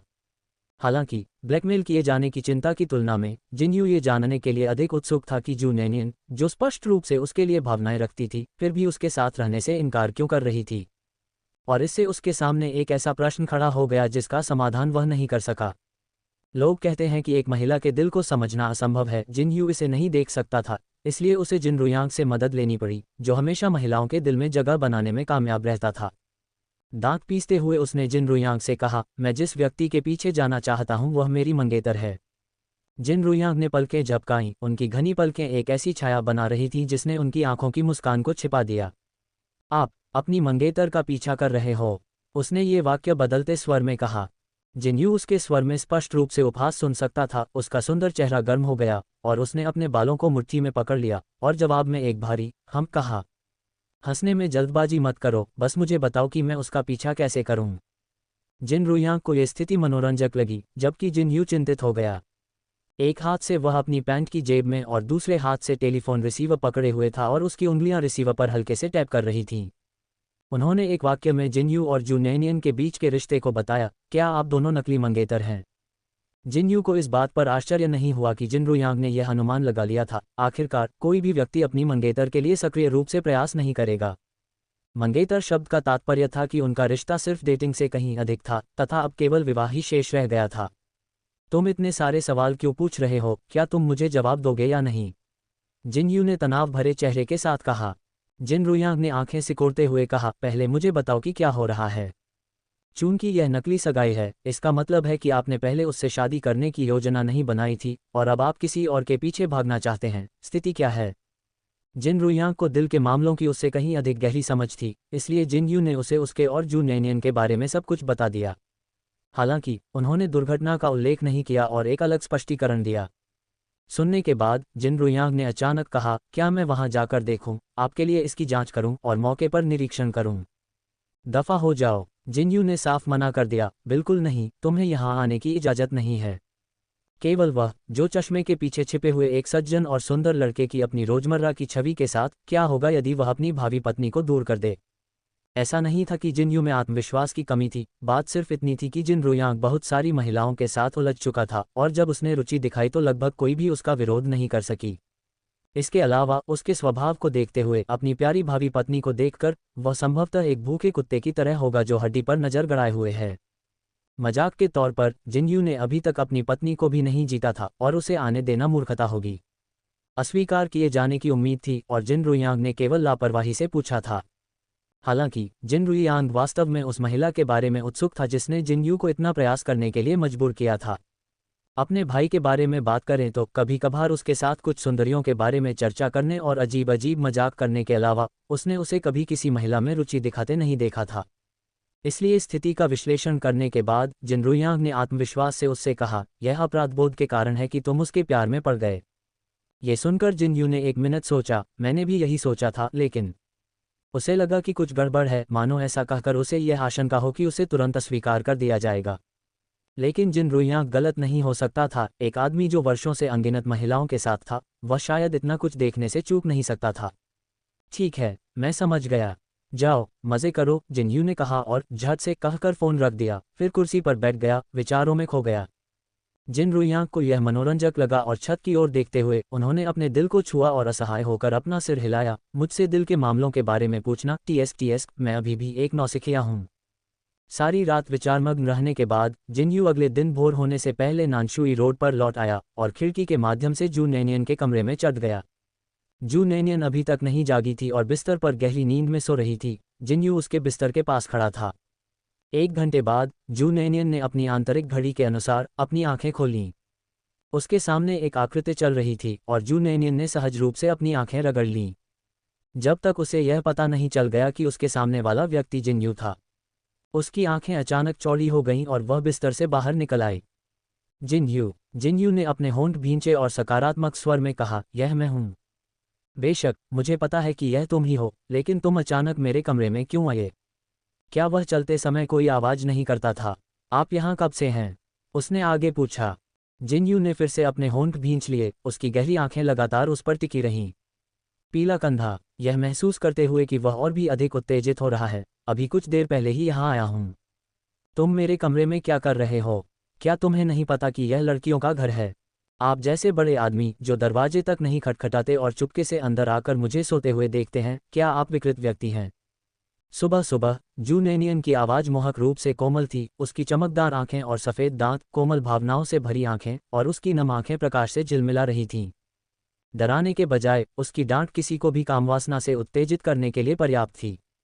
जिनयू ने अचानक अपना हाथ बढ़ाया, जू नैनियन की गर्दन के चारों ओर अपनी बाह लपेटी, उसे करीब खींचा, तेजी से एक त्वरित चुंबन के लिए अपना सिर नीचे झुकाया और फिर जितनी तेजी से हो सका सीधा होकर उसकी कलाई पकड़ ली। मुझे मत मारो, मैं यहाँ सिर्फ तुम्हें ये बताने आया हूँ कि मेरा जवाब क्या है। जू नैनियन ने बिना कुछ बोले उसका हाथ पकड़ रखा था। वह उसके डरपोक व्यवहार से कुछ हद तक खुश थी। वह बस उसे दूर धकेलना चाहती थी। यदि वह ठीक से व्यवहार करे और गुंडे की तरह व्यवहार न करे तो क्या वह उसे मारेगी? तो जवाब क्या है? उसने शांति से पूछा। जिनयू ने अपने होंठ भींचे, उसके नाजुक लाल होंठों को देखा और आवेग में कहा, मुझे एक चुंबन दो, फिर मैं तुम्हें जवाब बताऊंगा। जू नैनियन, अपना हाथ उसके हाथ से छुड़ाते हुए जू नैनियन ने अचानक उसे मुस्कुरा कर देखा। उसका नर्म, हड्डी रहित हाथ उसके कंधे पर टिका हुआ था। जिनयू ने सोचा कि वह वास्तव में उसे चूमने जा रही है और उसका दिल खुशी के बुलबुले से भर गया क्योंकि उसने आंखें सिकोड़ लीं और करीब झुक गया। जू नैनियन ने जोर से धक्का दिया जिससे वह बिस्तर से नीचे गिर गया और बिना तैयारी के जिनयू फर्श पर अपने नितंबों के बल गिर गया। जू नैनियन ने अपनी आंखें घुमाईं, मैं अब जवाब नहीं सुनना चाहती, बाहर निकलो, मुझे कपड़े बदलने हैं। जिनयू चिंतित हो गया और जल्दी से जमीन से ऊपर चढ़कर उसे बिस्तर पर लिटा दिया, उसे कंबल से ढक दिया। तुम्हें कपड़े बदलने की अनुमति नहीं है। क्या? जू नैनियन उसकी भयंकर हरकतों से उलझन में पड़ गई। जिनयू, क्या तुम पागल हो गए हो? जिनयू, मेरा मतलब यह है कि इससे पहले कि आप अपना जवाब बदलें, मैं आपको जवाब बता दूं और आपको इसे अनदेखा करने की अनुमति नहीं है। जू नैनियन ने पलकें झपकाईं, उसकी आवाज़ नर्म और आलीशान थी। ओह, तो आगे बढ़ो, मैं सुन रही हूँ। जिनयू को अचानक घबराहट महसूस हुई, मानो कोई लड़की अपनी शादी के घूंघट के नीचे हो। पहली बार उसे घबराहट और रोमांच का मिश्रण महसूस हो रहा था, साथ ही कुछ उत्साह भी। मैंने इसके बारे में सोचा है और जवाब है, मैं तुम्हें पसंद करता हूँ। उसने जू नैनियन को बताने में जिनरुयांग के तरीके का पालन नहीं किया था। उसने सोचा कि यह मूर्खतापूर्ण होगा। इतना सब होने के बाद भी कोई जवाब नहीं मिला। उसे तनावग्रस्त होते देख उसके चेहरे पर घबराहट के भाव थे जो शांत दिखने की कोशिश कर रहा था। वह खुद को हंसने से नहीं रोक सकी और चूंकि वह हंसना चाहती थी इसलिए उसने हंसने में कोई संकोच नहीं किया। उसकी नर्म और चिपचिपी हंसी ने जिनयू की हड्डियों को मसल दिया। तुम किस बात पर हंस रहे हो? जू नैनियन ने उसे देखने के लिए अपना सिर झुकाया, अपनी आंखें झपकाईं। काले और सफ़ेद के बीच उनका स्पष्ट अंतर एक उज्ज्वल प्रकाश के साथ चमक रहा था। ठीक है, अब आपको जवाब के बारे में सोचने की ज़रूरत नहीं है। जू नैनियन को अचानक लगा कि जिनयू के भावनात्मक भागफल वाले किसी व्यक्ति को यह प्रश्न थोड़ा चुनौतीपूर्ण लग सकता है। जिनयू की आंखें चमक उठीं, क्या तुम मुझसे डेट करने के लिए सहमत हो? जू नैनियन ने अपना सिर हिलाया, बिल्कुल नहीं। जिनयू का चेहरा काला पड़ गया और जू नैनियन ने आगे कहा, लेकिन मैं इस पर विचार कर रहा हूँ, बाकी सब आपके प्रदर्शन पर निर्भर है। कैसा प्रदर्शन? वह और करीब झुका, उसकी गहरी आंखें चमक रही थीं।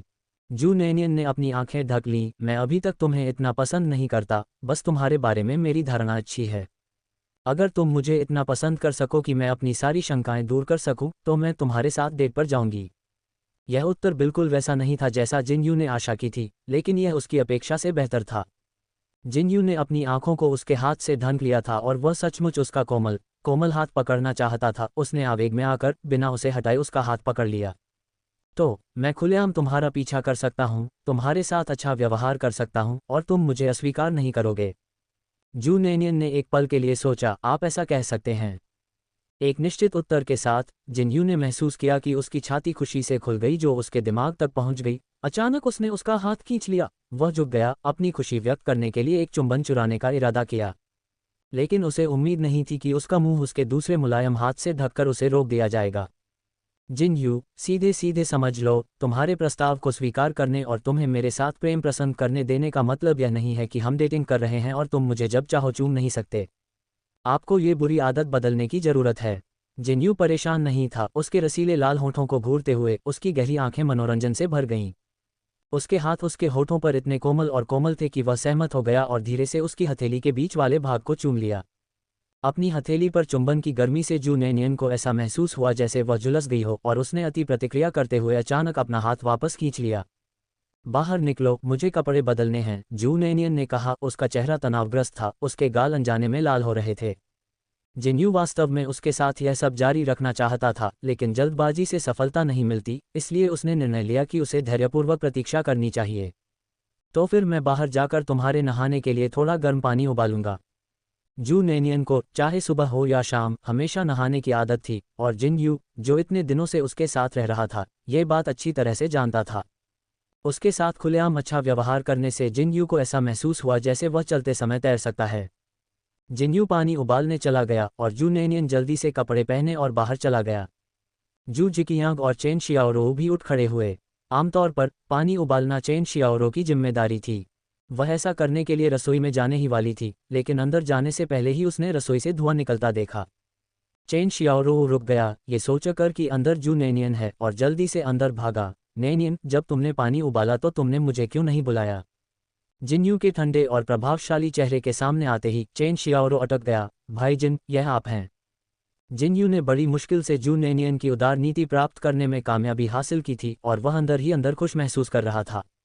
चेन शियाओरो का सवाल सुनकर उसने शायद ही कभी उसे मुस्कुराता हुआ चेहरा दिखाया। मैं नेनियन के लिए पानी उबाल रहा हूँ। दूसरों के सामने जिनयू सिर्फ उदासीन नहीं था, कम से कम उसके अंदर एक अहंकार की भावना थी जो ये सुझाव देती थी कि बेहतर होगा कि आप उससे बात न करें। ये पहली बार था जब चेन शियाओरो ने जिनयू को मुस्कुराते हुए देखा था। वह आश्चर्यजनक रूप से सुंदर था, लेकिन इससे चेन शियाओरो को अचानक पसीना आ गया। नमस्ते कहे बिना वह जल्दी से रसोई से बाहर चली गई। जिनयू ने अपनी नाक को छुआ। क्या वह सचमुच इतना डरावना लग रहा था? चेन शियाओरो अभी बाहर भागी ही थी कि उसकी टक्कर जू नेनियन से हो गई। जू नेनियन ने जल्दी से उसका हाथ पकड़कर उसे संभाला और हंसते हुए कहा, क्या कोई भूत पीछे से तुम्हारा पीछा कर रहा है? चेन शियाओरो, नियानियन, भाई जिन अंदर हैं। मुझे पता है, वह आज सुबह वापस आया था, जू नेनियन ने हंसते हुए कहा। रसोई के अंदर जिनयू ने जू नेनियन और चेन शियाओरो की बातचीत की आवाज़ें सुनी और बहुत उत्सुकता से जू नेनियन के लिए गर्म पानी तैयार किया और उसे बाथरूम में ले आया। जू नेनियन ने एल्डर जिन से थोड़ी सेवा का आनंद लिया। ठीक है, अब आप बाहर जा सकते हैं, मैं नहाने जा रहा हूँ, जू नेनियन ने कहा। जिनयू ने देखा कि जू नेनियन ने इसे ऐसे स्वीकार कर लिया जैसे कि यह स्वाभाविक बात हो, और उसके होठों पर मुस्कुराहट आ गई। वह उसे सिर्फ इसलिए पसंद करता था क्योंकि वह उसे बाहरी व्यक्ति के रूप में नहीं देखती थी। वह ऐसी महिला थी जो दूसरों पर एहसान करना पसंद नहीं करती थी। वह जितनी कम औपचारिक थी, उतना ही यह पता चलता था कि वह अपने दिल में उसे बाहरी व्यक्ति नहीं मानती थी। वह प्रसन्नतापूर्वक बाहर चला गया। जिनयू के रसोई में न होने के कारण चेन शियाओरो नाश्ता बनाने के लिए अंदर चली गई। जू जिकियांग उस छोटे काले कुत्ते को पकड़े हुए कमरे से बाहर आया जिसे उसने उठाया था। जिनयू को देखकर वह भी एक पल के लिए स्तब्ध रह गया। जीजाजी, आप कब वापस आए? जिनयू कल रात यहाँ नहीं था, ये बात जू जिकियांग को पता थी। जिनयू को देखकर उसकी बाहों में बैठा मूर्ख कुत्ता उन्मत्त होकर संघर्ष करने लगा। आज सुबह आया था, जिनयू ने संकुचित आंखों से कहा। उसकी आंखों में एक तेज चमक के साथ जू जिकियांग की बाहों में काले कुत्ते को देख रहा था। छोटे काले कुत्ते ने तुरंत संघर्ष करना बंद कर दिया। जिनयू आगे बढ़ा, अपना हाथ उठाया और छोटे काले कुत्ते का कान पकड़ लिया। जू जिकियांग जिनयू को याद दिलाने ही वाला था कि छोटा काला कुत्ता बहुत भयंकर था, लेकिन तभी उसने कुत्ते को देखा जो पहले खुशी से संघर्ष कर रहा था, अब आज्ञाकारी रूप से अपना सिर उसकी बांह पर लटकाए हुए था और हताश होकर अपनी आंखों से ऊपर देख रहा था। उसकी पूंछ अभी भी हिल रही थी, दयनीय लग रही थी और सहलाए जाने की भीख मांग रही थी। जू जिकियांग हक्का बक्का रह गया। क्या ये वही शरारती पिल्ला था जिसे उसने उठाया था? जीजाजी, क्या आप जियाओहेई को जानते हैं? जियाओहेई वह नाम था जो जू जिकियांग ने कुत्ते को दिया था। जियाओहेई। जिनयू हंसा और कुत्ते के सिर पर थपथपाया। ये नाम तुम पर जचता है। खाने की मेज पर जू नेनियन ने छोटे काले कुत्ते को देखा जो जिनयू के पैरों के चारों ओर घूम रहा था और प्यारा व्यवहार कर रहा था, और आश्चर्य से कहा, आप कह रहे हैं कि यह कुत्ता एक तिब्बती मास्टिफ है? जिनयू ने अपनी भौहें उठाईं और कहा, ये शाओटिंग इसे तिब्बत से लाए थे। उसने हुजी को कुत्ते की देखभाल करने के लिए कहा था, लेकिन वह स्वयं ही बाहर निकल गया होगा, जिसके कारण जू जिकियांग को वह मिल गया। जू नेनियन ने आश्चर्य से पलकें झपकाईं, जमीन पर पड़े छोटे काले कुत्ते को देखकर। छोटे काले कुत्ते ने देखा कि कोई उसे देख रहा है। उसने अपना सिर जू नेनियन की ओर घुमाया और 2 बार चीख कर अपनी सुंदरता का फायदा उठाया। जू नेनियन को लगा कि यह कुत्ता किसी बड़े सिर वाले स्थानीय कुत्ते जैसा ही है, और वह ये कल्पना नहीं कर सकी कि यह प्राणी उसी तिब्बती मास्टिफ नस्ल का है जिसे वह याद करती थी। तो क्या आप इसे वापस ले रहे हैं? जू नेनियन ने पूछा। उसने देखा कि जू जिकियांग को कुत्ते से बहुत लगाव था, लेकिन वह किसी को उसकी प्रिय चीज से वंचित नहीं करना चाहती थी। मेरे पास इसकी देखभाल करने का समय नहीं है, इसे जिकियांग ले जाए। जू नेनियन समझ सकता था कि जू जिकियांग को कुत्ता बहुत पसंद है, तो जिनयू को ये कैसे नजर नहीं आता। ये सुनकर जू जिकियांग की आंखें चमक उठीं और उसने उत्साह से कहा, जीजाजी, क्या आप सचमुच मुझे उसे ले जाने देंगे? जिनयू ने जू नेनियन की ओर देखकर हंसते हुए कहा, जो अपना सिर नीचे करके खाना खा रही थी। वह एक एक टुकड़ा खा रही थी, उसके गुलाबी होंठ गलती से तेल से सने हुए थे और हल्की चमक से चमक रहे थे। उसने अपने दांतों को एक गोलाकार में चाटा, उसकी आंखें शांत हो गईं, और जिनयू ने अर्थ के संकेत के साथ कहा, हम सभी यहाँ एक परिवार हैं, इससे कोई फर्क नहीं पड़ता कि इसका ख्याल कौन रखता है। जो मेरा है वह तुम्हारी बहन का है, और जो तुम्हारी बहन का है वह तुम्हारे परिवार का है। जू जिकियांग ने उसकी बातों पर ज्यादा विचार नहीं किया। बेचारी जू नैनियन, जो खा रही थी, अचानक घुट गई और उसने जिनयू को अपनी संकीर्ण आंखों से घूरा। चेन शियाओरो ने जल्दी से जू नैनियन के लिए एक कप पानी डाला, थोड़ा पानी पियो। धन्यवाद, जू नैनियन ने एक घूंट लेते हुए कहा। भोजन के बाद जू जिकियांग और चेन शियाओरो दुकान पर जा रहे थे और शियाओहेई, छोटा काला कुत्ता, अभी के लिए घर पर ही बंद रह सकता था। जू नैनियन, जू जिचेंग और जू डोयू के स्थानांतरण पर चर्चा करने के लिए यूएक्सियांग प्राथमिक विद्यालय के प्रधानाचार्य से मिलने जा रहे थे। जब कोई उपकार मांग रहा हो तो बेशक उपहार खरीदना ही होगा। जिनयू ने मूल रूप से जू नैनियन के पीछे जाने की योजना नहीं बनाई थी, क्योंकि उसके पास अभी भी काम बाकी था। अब वह ओल्ड मास्टर ये के खिलाफ कोई बड़ा कदम उठाने की हिम्मत नहीं कर रहा था, लेकिन ये जियांगतियन के लिए कुछ परेशानी पैदा करना अभी भी संभव था। 4 लोगों का समूह जाने ही वाला था कि ली किंगशुई आ पहुंचा। कुछ दिन पहले जू जिकियांग ने लियुएसू को ली किंगशुई को सौंप दिया था, जिस पर अभी भी 100 युआन बकाया था। ली किंगशुई कल जब जू नैनियन को देखा तो वह इस बारे में भूल गई थी। अंततः उसे याद आ गया, और इस डर से कि वह फिर से भूल सकती है, ली किंगशुई सुबह सबसे पहले पैसे लेकर आए। बहन किंगशुई, जू नैनियन ने आश्चर्य से पूछा, आप यहाँ क्यों हैं? ली किंगशुई ने जू नैनियन के लिए 100 युआन गिने, उस दिन के लिए यूएसू के लिए। मैं अभी भी तुम्हारा 100 रुपये का कर्जदार हूँ। मैंने गलती से कैश बॉक्स लॉक कर दिया था, इसलिए मैं इसे आपके पास ले आया। जू नैनियन ने ली किंगशुई पर काफ़ी भरोसा किया और मुस्कुराते हुए कहा, कोई जल्दी नहीं है, अगली बार भी ठीक रहेगा। दोनों ने दरवाजे पर कुछ देर तक बातचीत की और जू जिकियांग और चेन शियाओरो पहले ही चले गए थे। केवल जिनयू जू नैनियन का इंतजार कर रहा था। उसने सोचा कि वह भी दुकान जा रही होगी। ये देखकर कि जू जिकियांग और चेन शियाओरो ने उसका इंतजार नहीं किया था और आगे बढ़ गए थे, उसने अनुमान लगाया कि जू नैनियन शायद दुकान की ओर नहीं जा रही थी। जैसे ही उसने ये सोचा, उसने ली किंगशुई को जू नैनियन से पूछते सुना, ठीक है, क्या आपने अपने भाई के स्कूल स्थानांतरण के बारे में फैसला कर लिया है? आप उसे किस स्कूल में भेजने की योजना बना रहे हैं? ये देखकर कि ली किंगशुई वास्तव में चिंतित थे, जू नैनियन ने कुछ भी नहीं छिपाया। यूएक्सियांग प्राइमरी स्कूल, लेकिन क्या स्थानांतरण संभव है? मुझे अभी तक यकीन नहीं है। मैं थोड़ी देर में प्रिंसिपल से बात करने जा रहा हूँ। जब उसने प्रिंसिपल से बात करने की बात कही तो ली किंगशुई तुरंत समझ गया कि उसका क्या मतलब है। ठीक है, मैं अब तुम्हें और नहीं रोकूंगा। मैं चला गया। केवल तुम्हारा चौथा भाई ही दुकान पर है, मैं मदद करने के लिए वापस जा रहा हूँ, ली किंगशुई ने कहा। ली किंगशुई के जाने के बाद जू नैनियन मुस्कुराया और उसे अलविदा कहा। उसके ब्लाउज की आस्तीन बेल जैसी थी और जैसे ही उसने अपना हाथ ऊपर उठाया, ब्लाउज नीचे खिसक गया और उसकी पतली बांह दिखने लगी। उसकी त्वचा बर्फ की तरह सफ़ेद और आकर्षक थी और जिनयू उसके पीछे खड़ा था, थोड़ा झुका हुआ, उसका सुंदर चेहरा लगभग उसके चेहरे को छू रहा था।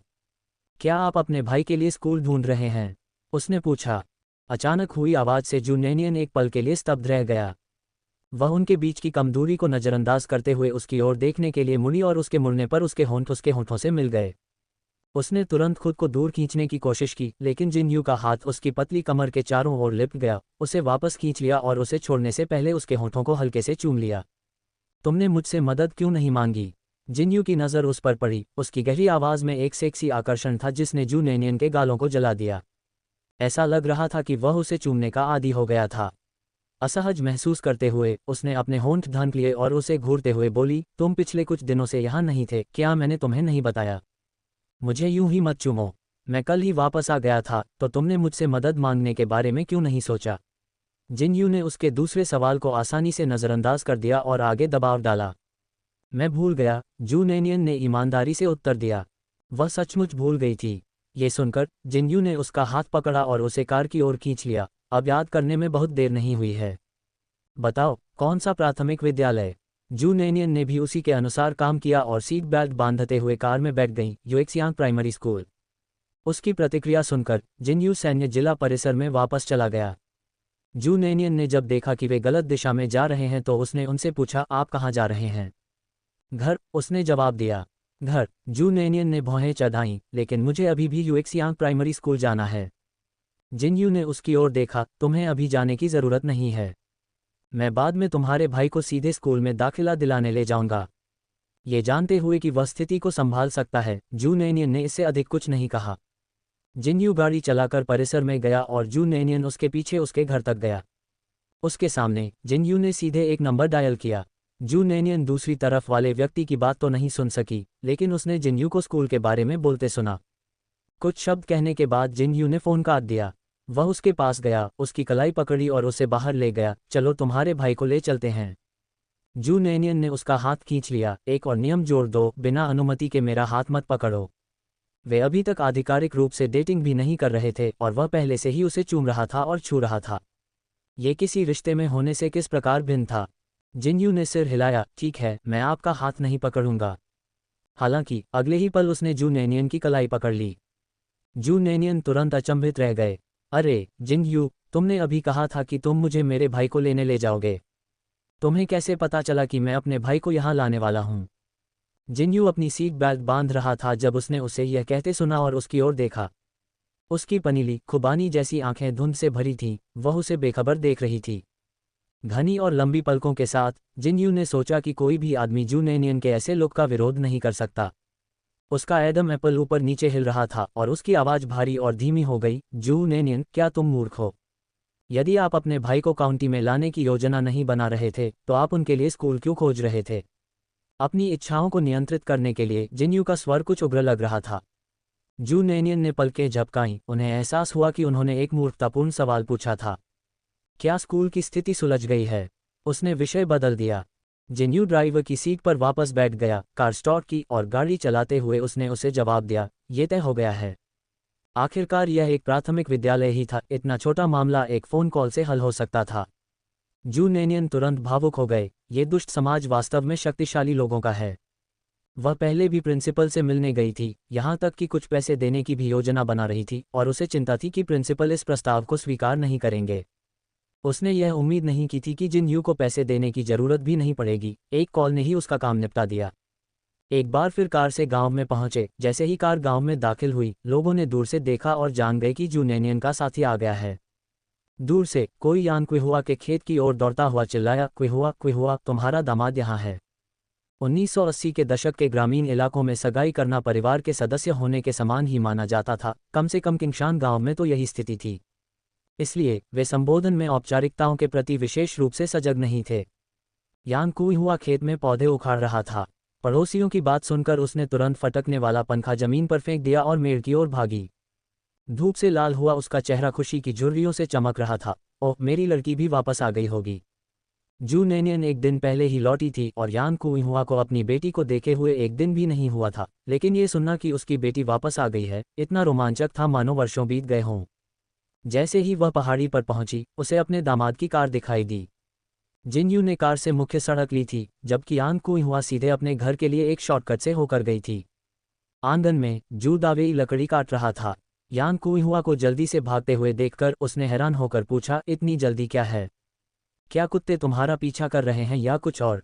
दफा हो जाओ, यान क्विहुआ ने झटके से जवाब दिया और जू दावेई को अभी भी जमीन पर बैठकर लकड़ी चीरते हुए देखकर वह जल्दी से उसके पास गई और उसे ऊपर खींच लिया। जल्दी जल्दी जल्दी, कुछ साफ कपड़े पहन लो। हमारा दामाद हमारी लड़की के साथ आया है। जू दावेई को अपने घर के माहौल के कारण हमेशा हीनता महसूस होती थी, ये जानते हुए कि जिनयू का परिवार अमीर था और वह अपने दामाद के सामने और भी अधिक हीनता महसूस करता था। ये सोचकर कि वह अपनी बेटी को शर्मिंदा नहीं कर सकता, जैसे ही उसने यान क्विहुआ के शब्द सुने, वह जल्दी से ऊपर आया। जाओ जाओ, चलो कपड़े बदलते हैं। सेडान बस जू नैनियन के परिवार के गेट पर रुकी और इसलिए जिनयू ने अपनी सास और ससुर को तेजी से घर में भागते हुए देखा और यहाँ तक कि जोर से धमाके के साथ दरवाजा बंद कर दिया। जिनयू क्षण भर के लिए अचंभित रह गया। उसने अजीब तरह से अपनी नाक को छुआ। क्या आपको बहिष्कृत किया जा रहा है? उफ़!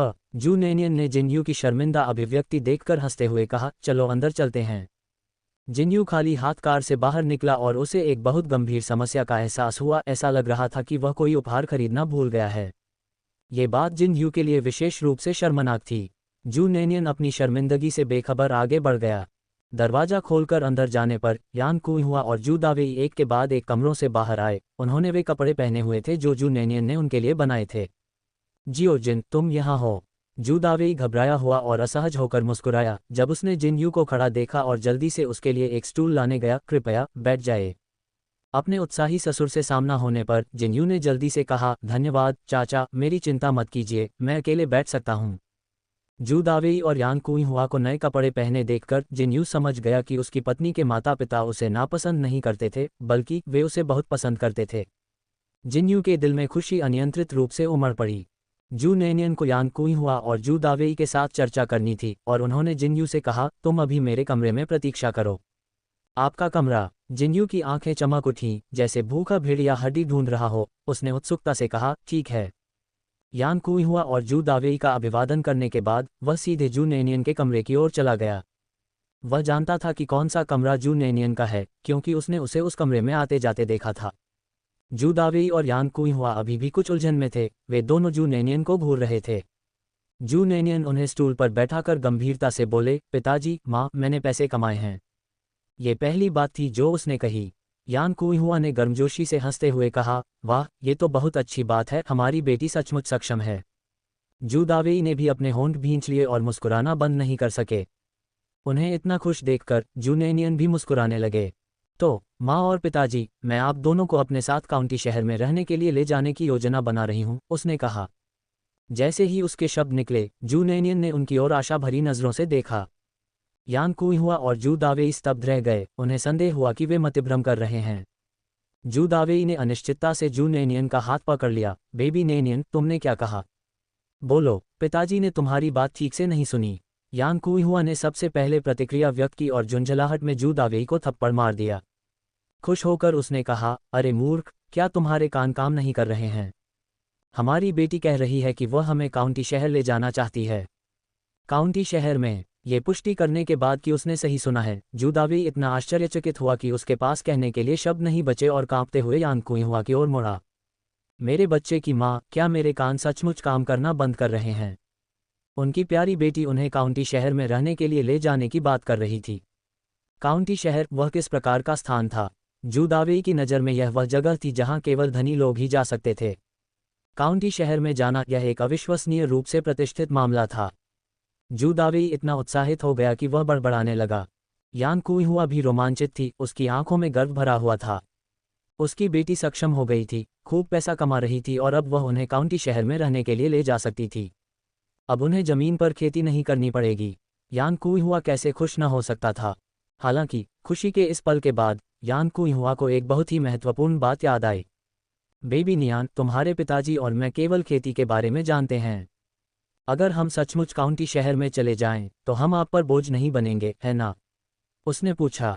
बिल्कुल नहीं, मैं आप दोनों का समर्थन कर सकता हूं, जू नैनियन ने उन्हें विश्वास से आश्वासन दिया।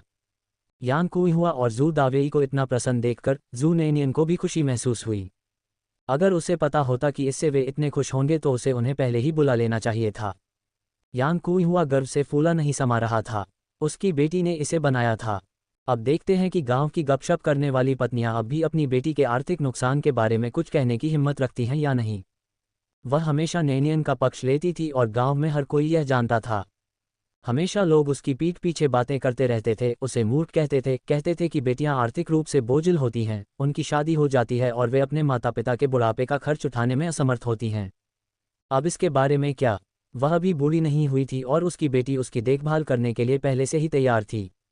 वह उन झगड़ालू पत्नियों को बर्दाश्त नहीं कर सकती थी जो स्वयं महिला थीं, फिर भी अपनी बेटियों के प्रति इतनी कठोर थीं, बेटियों की अपेक्षा बेटों को तरजीह देती थीं।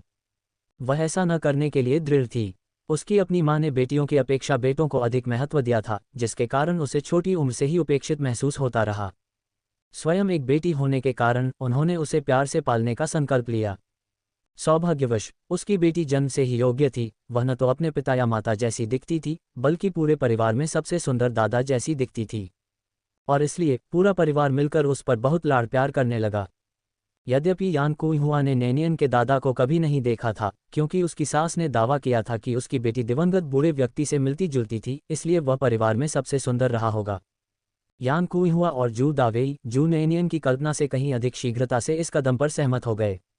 माँ और पिताजी, क्या आप लोग ऐसे ही सहमत हो रहे हैं?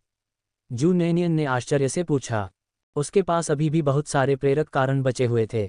ऐसा लगा जैसे उसने बिना प्रयास किए ही लॉटरी जीत ली हो। यान कुई हुआ ने गर्व से कहा, अगर मेरी बेटी मुझे अच्छी जिंदगी जीने के लिए काउंटी शहर में ला रही है तो मैं क्यों नहीं जाऊंगा। उसके शब्दों पर जू नैनियन असहाय होकर हंसने से खुद को नहीं रोक सका। उसकी प्यारी माँ हमेशा उसे आश्चर्यचकित करने में कामयाब रहती थी। उत्साह के बाद यान कुइहुआ को अचानक एक बहुत ही महत्वपूर्ण बात याद आई। ओह, लेकिन डोयू और जिचेंग, उन दो खरगोशों के बारे में क्या? वे अभी भी स्कूल में हैं, है ना? ये सुनकर जू नैनियन ने आश्चर्य से यान कुइहुआ को देखा। उसके होंठ मुस्कुराहट में मुड़ गए। वह जानती थी कि उसकी माँ अपने बेटों के प्रति इतनी निर्दयी नहीं थी। अतीत में गंभीर पक्षपात इसलिए भी था क्योंकि मूल मालिक हमेशा यान कुइहुआ के साथ झगड़ा करता था। जब भी मूल मालिक को वह नहीं मिलता जो वह चाहती थी, तो वह अंतहीन परेशानी पैदा कर देती थी। जैसे जैसे यान कुइहुआ अपनी बेटी का पक्ष लेने लगी, उसका पक्षपात और भी मजबूत होता गया। माँ, चिंता मत करो, डोयू और जिचेंग भी हमारे साथ काउंटी शहर आएंगे। मैंने उनके लिए पहले ही एक स्कूल ढूंढ लिया है, नैनियन ने उसे आश्वासन दिया। राहत महसूस करते हुए यान कुइहुआ ने पूछा, वर्ष के मध्य में स्कूलों का स्थानांतरण, क्या काउंटी शहर के शिक्षक वास्तव में इतने सहयोगी हैं? जू नैनियन ने कुछ हद तक हार मानते हुए सच्चाई बताई। जिंगयू ने मदद की। सटीक उत्तर के साथ यान कुइहुआ ने आगे कोई पूछताछ नहीं की, अपना मुंह ढक लिया और खुशी से हंसते हुए बताया कि उसका दामाद कितना अच्छा था। जू दावेई ने माँ और बेटी के बीच बातचीत को देखा और शुरू से अंत तक सिर हिलाते रहे। काउंटी शहर में जाने का फैसला करने के बाद जू नैनियन तुरंत जिंगयू के साथ वापस नहीं आया। वह रात को किंगशान गांव में स्थित अपने पुराने पारिवारिक घर में रुकीं। यान कुइहुआ ने महसूस किया कि उसे निश्चित रूप से इस मामले पर बूढ़ी महिला के साथ चर्चा करने की आवश्यकता है। दोपहर में जब जू डोयू और जू जिचेंग स्कूल से घर आए और उन्होंने जू नैनियन को घर पर देखा, तो वे खुशी से दौड़े और उसे घेर लिया। जू डोयू ने जू नैनियन की जांघ को गले लगाया और मुस्कुराते हुए कहा, बहन मेरी है। जिंगयू ने पलक उठाए और जू डोयू की ओर देखा और मन ही मन सोचा, वह मेरी है।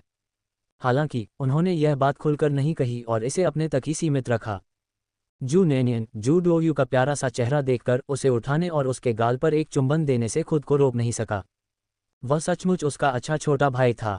चुंबन से आश्चर्यचकित होकर जू डोयू ने शर्म से अपना चेहरा जू नैनियन के कंधे में छिपा लिया। जू नैनियन को बच्चे बहुत प्रिय थे, विशेषकर अच्छे व्यवहार वाले और आज्ञाकारी बच्चे, और उन्हें शरारती बच्चे पसंद नहीं थे। सौभाग्यवश उसके दोनों भाई बहुत आज्ञाकारी थे। यान कुइहुआ ने जू डोयू को फिर से जू नैनियन द्वारा पकड़े हुए देखा और बुदबुदाया, तुम खरगोश जैसे बदमाश, हमेशा अपनी बहन से तुम्हें पकड़ने के लिए कहते हो। क्या उसके हाथ में दर्द नहीं होता? तुम बड़ी गांठ हो। जू नैनियन ने असहाय होकर कहा, माँ, डोयू जरा भी मोटा नहीं है, मैं उसे खुद पकड़ना चाहता हूँ।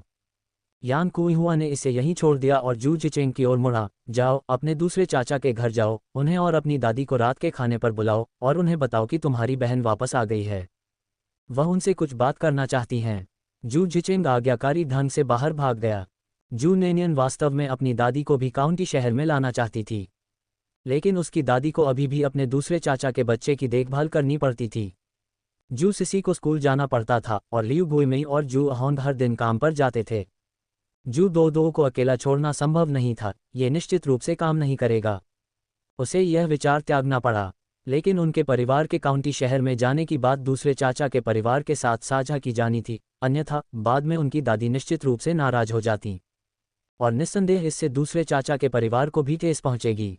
जू नैनियन खाना बनाने के लिए रसोई में चली गई और जिंगयू मदद करने के लिए उसके पीछे चला गया। जल्द ही जू नैनियन ने बाहर बूढ़ी औरत और जू अहोंग की आवाज़ें सुनी। जू नैनियन के खाना पकाने के कौशल के बारे में बात करने की कोई आवश्यकता नहीं थी। उस शाम परिवार ने खुशी से एक साथ भोजन का आनंद लिया। जू अहोंग ने अपने होठों को चटकाते हुए कहा, नैनियन, तुम्हारा खाना अद्भुत है। चाचा को तृप्ति नहीं मिलती और वे और अधिक चाहते हैं। हमारी सीसी इतनी अनाड़ी है, कुछ भी ठीक से नहीं कर सकती। अगर उसमें तुम्हारी पाककला का आधा भी हुनर होता तो तुम्हारे चाचा धन्य हो जाते।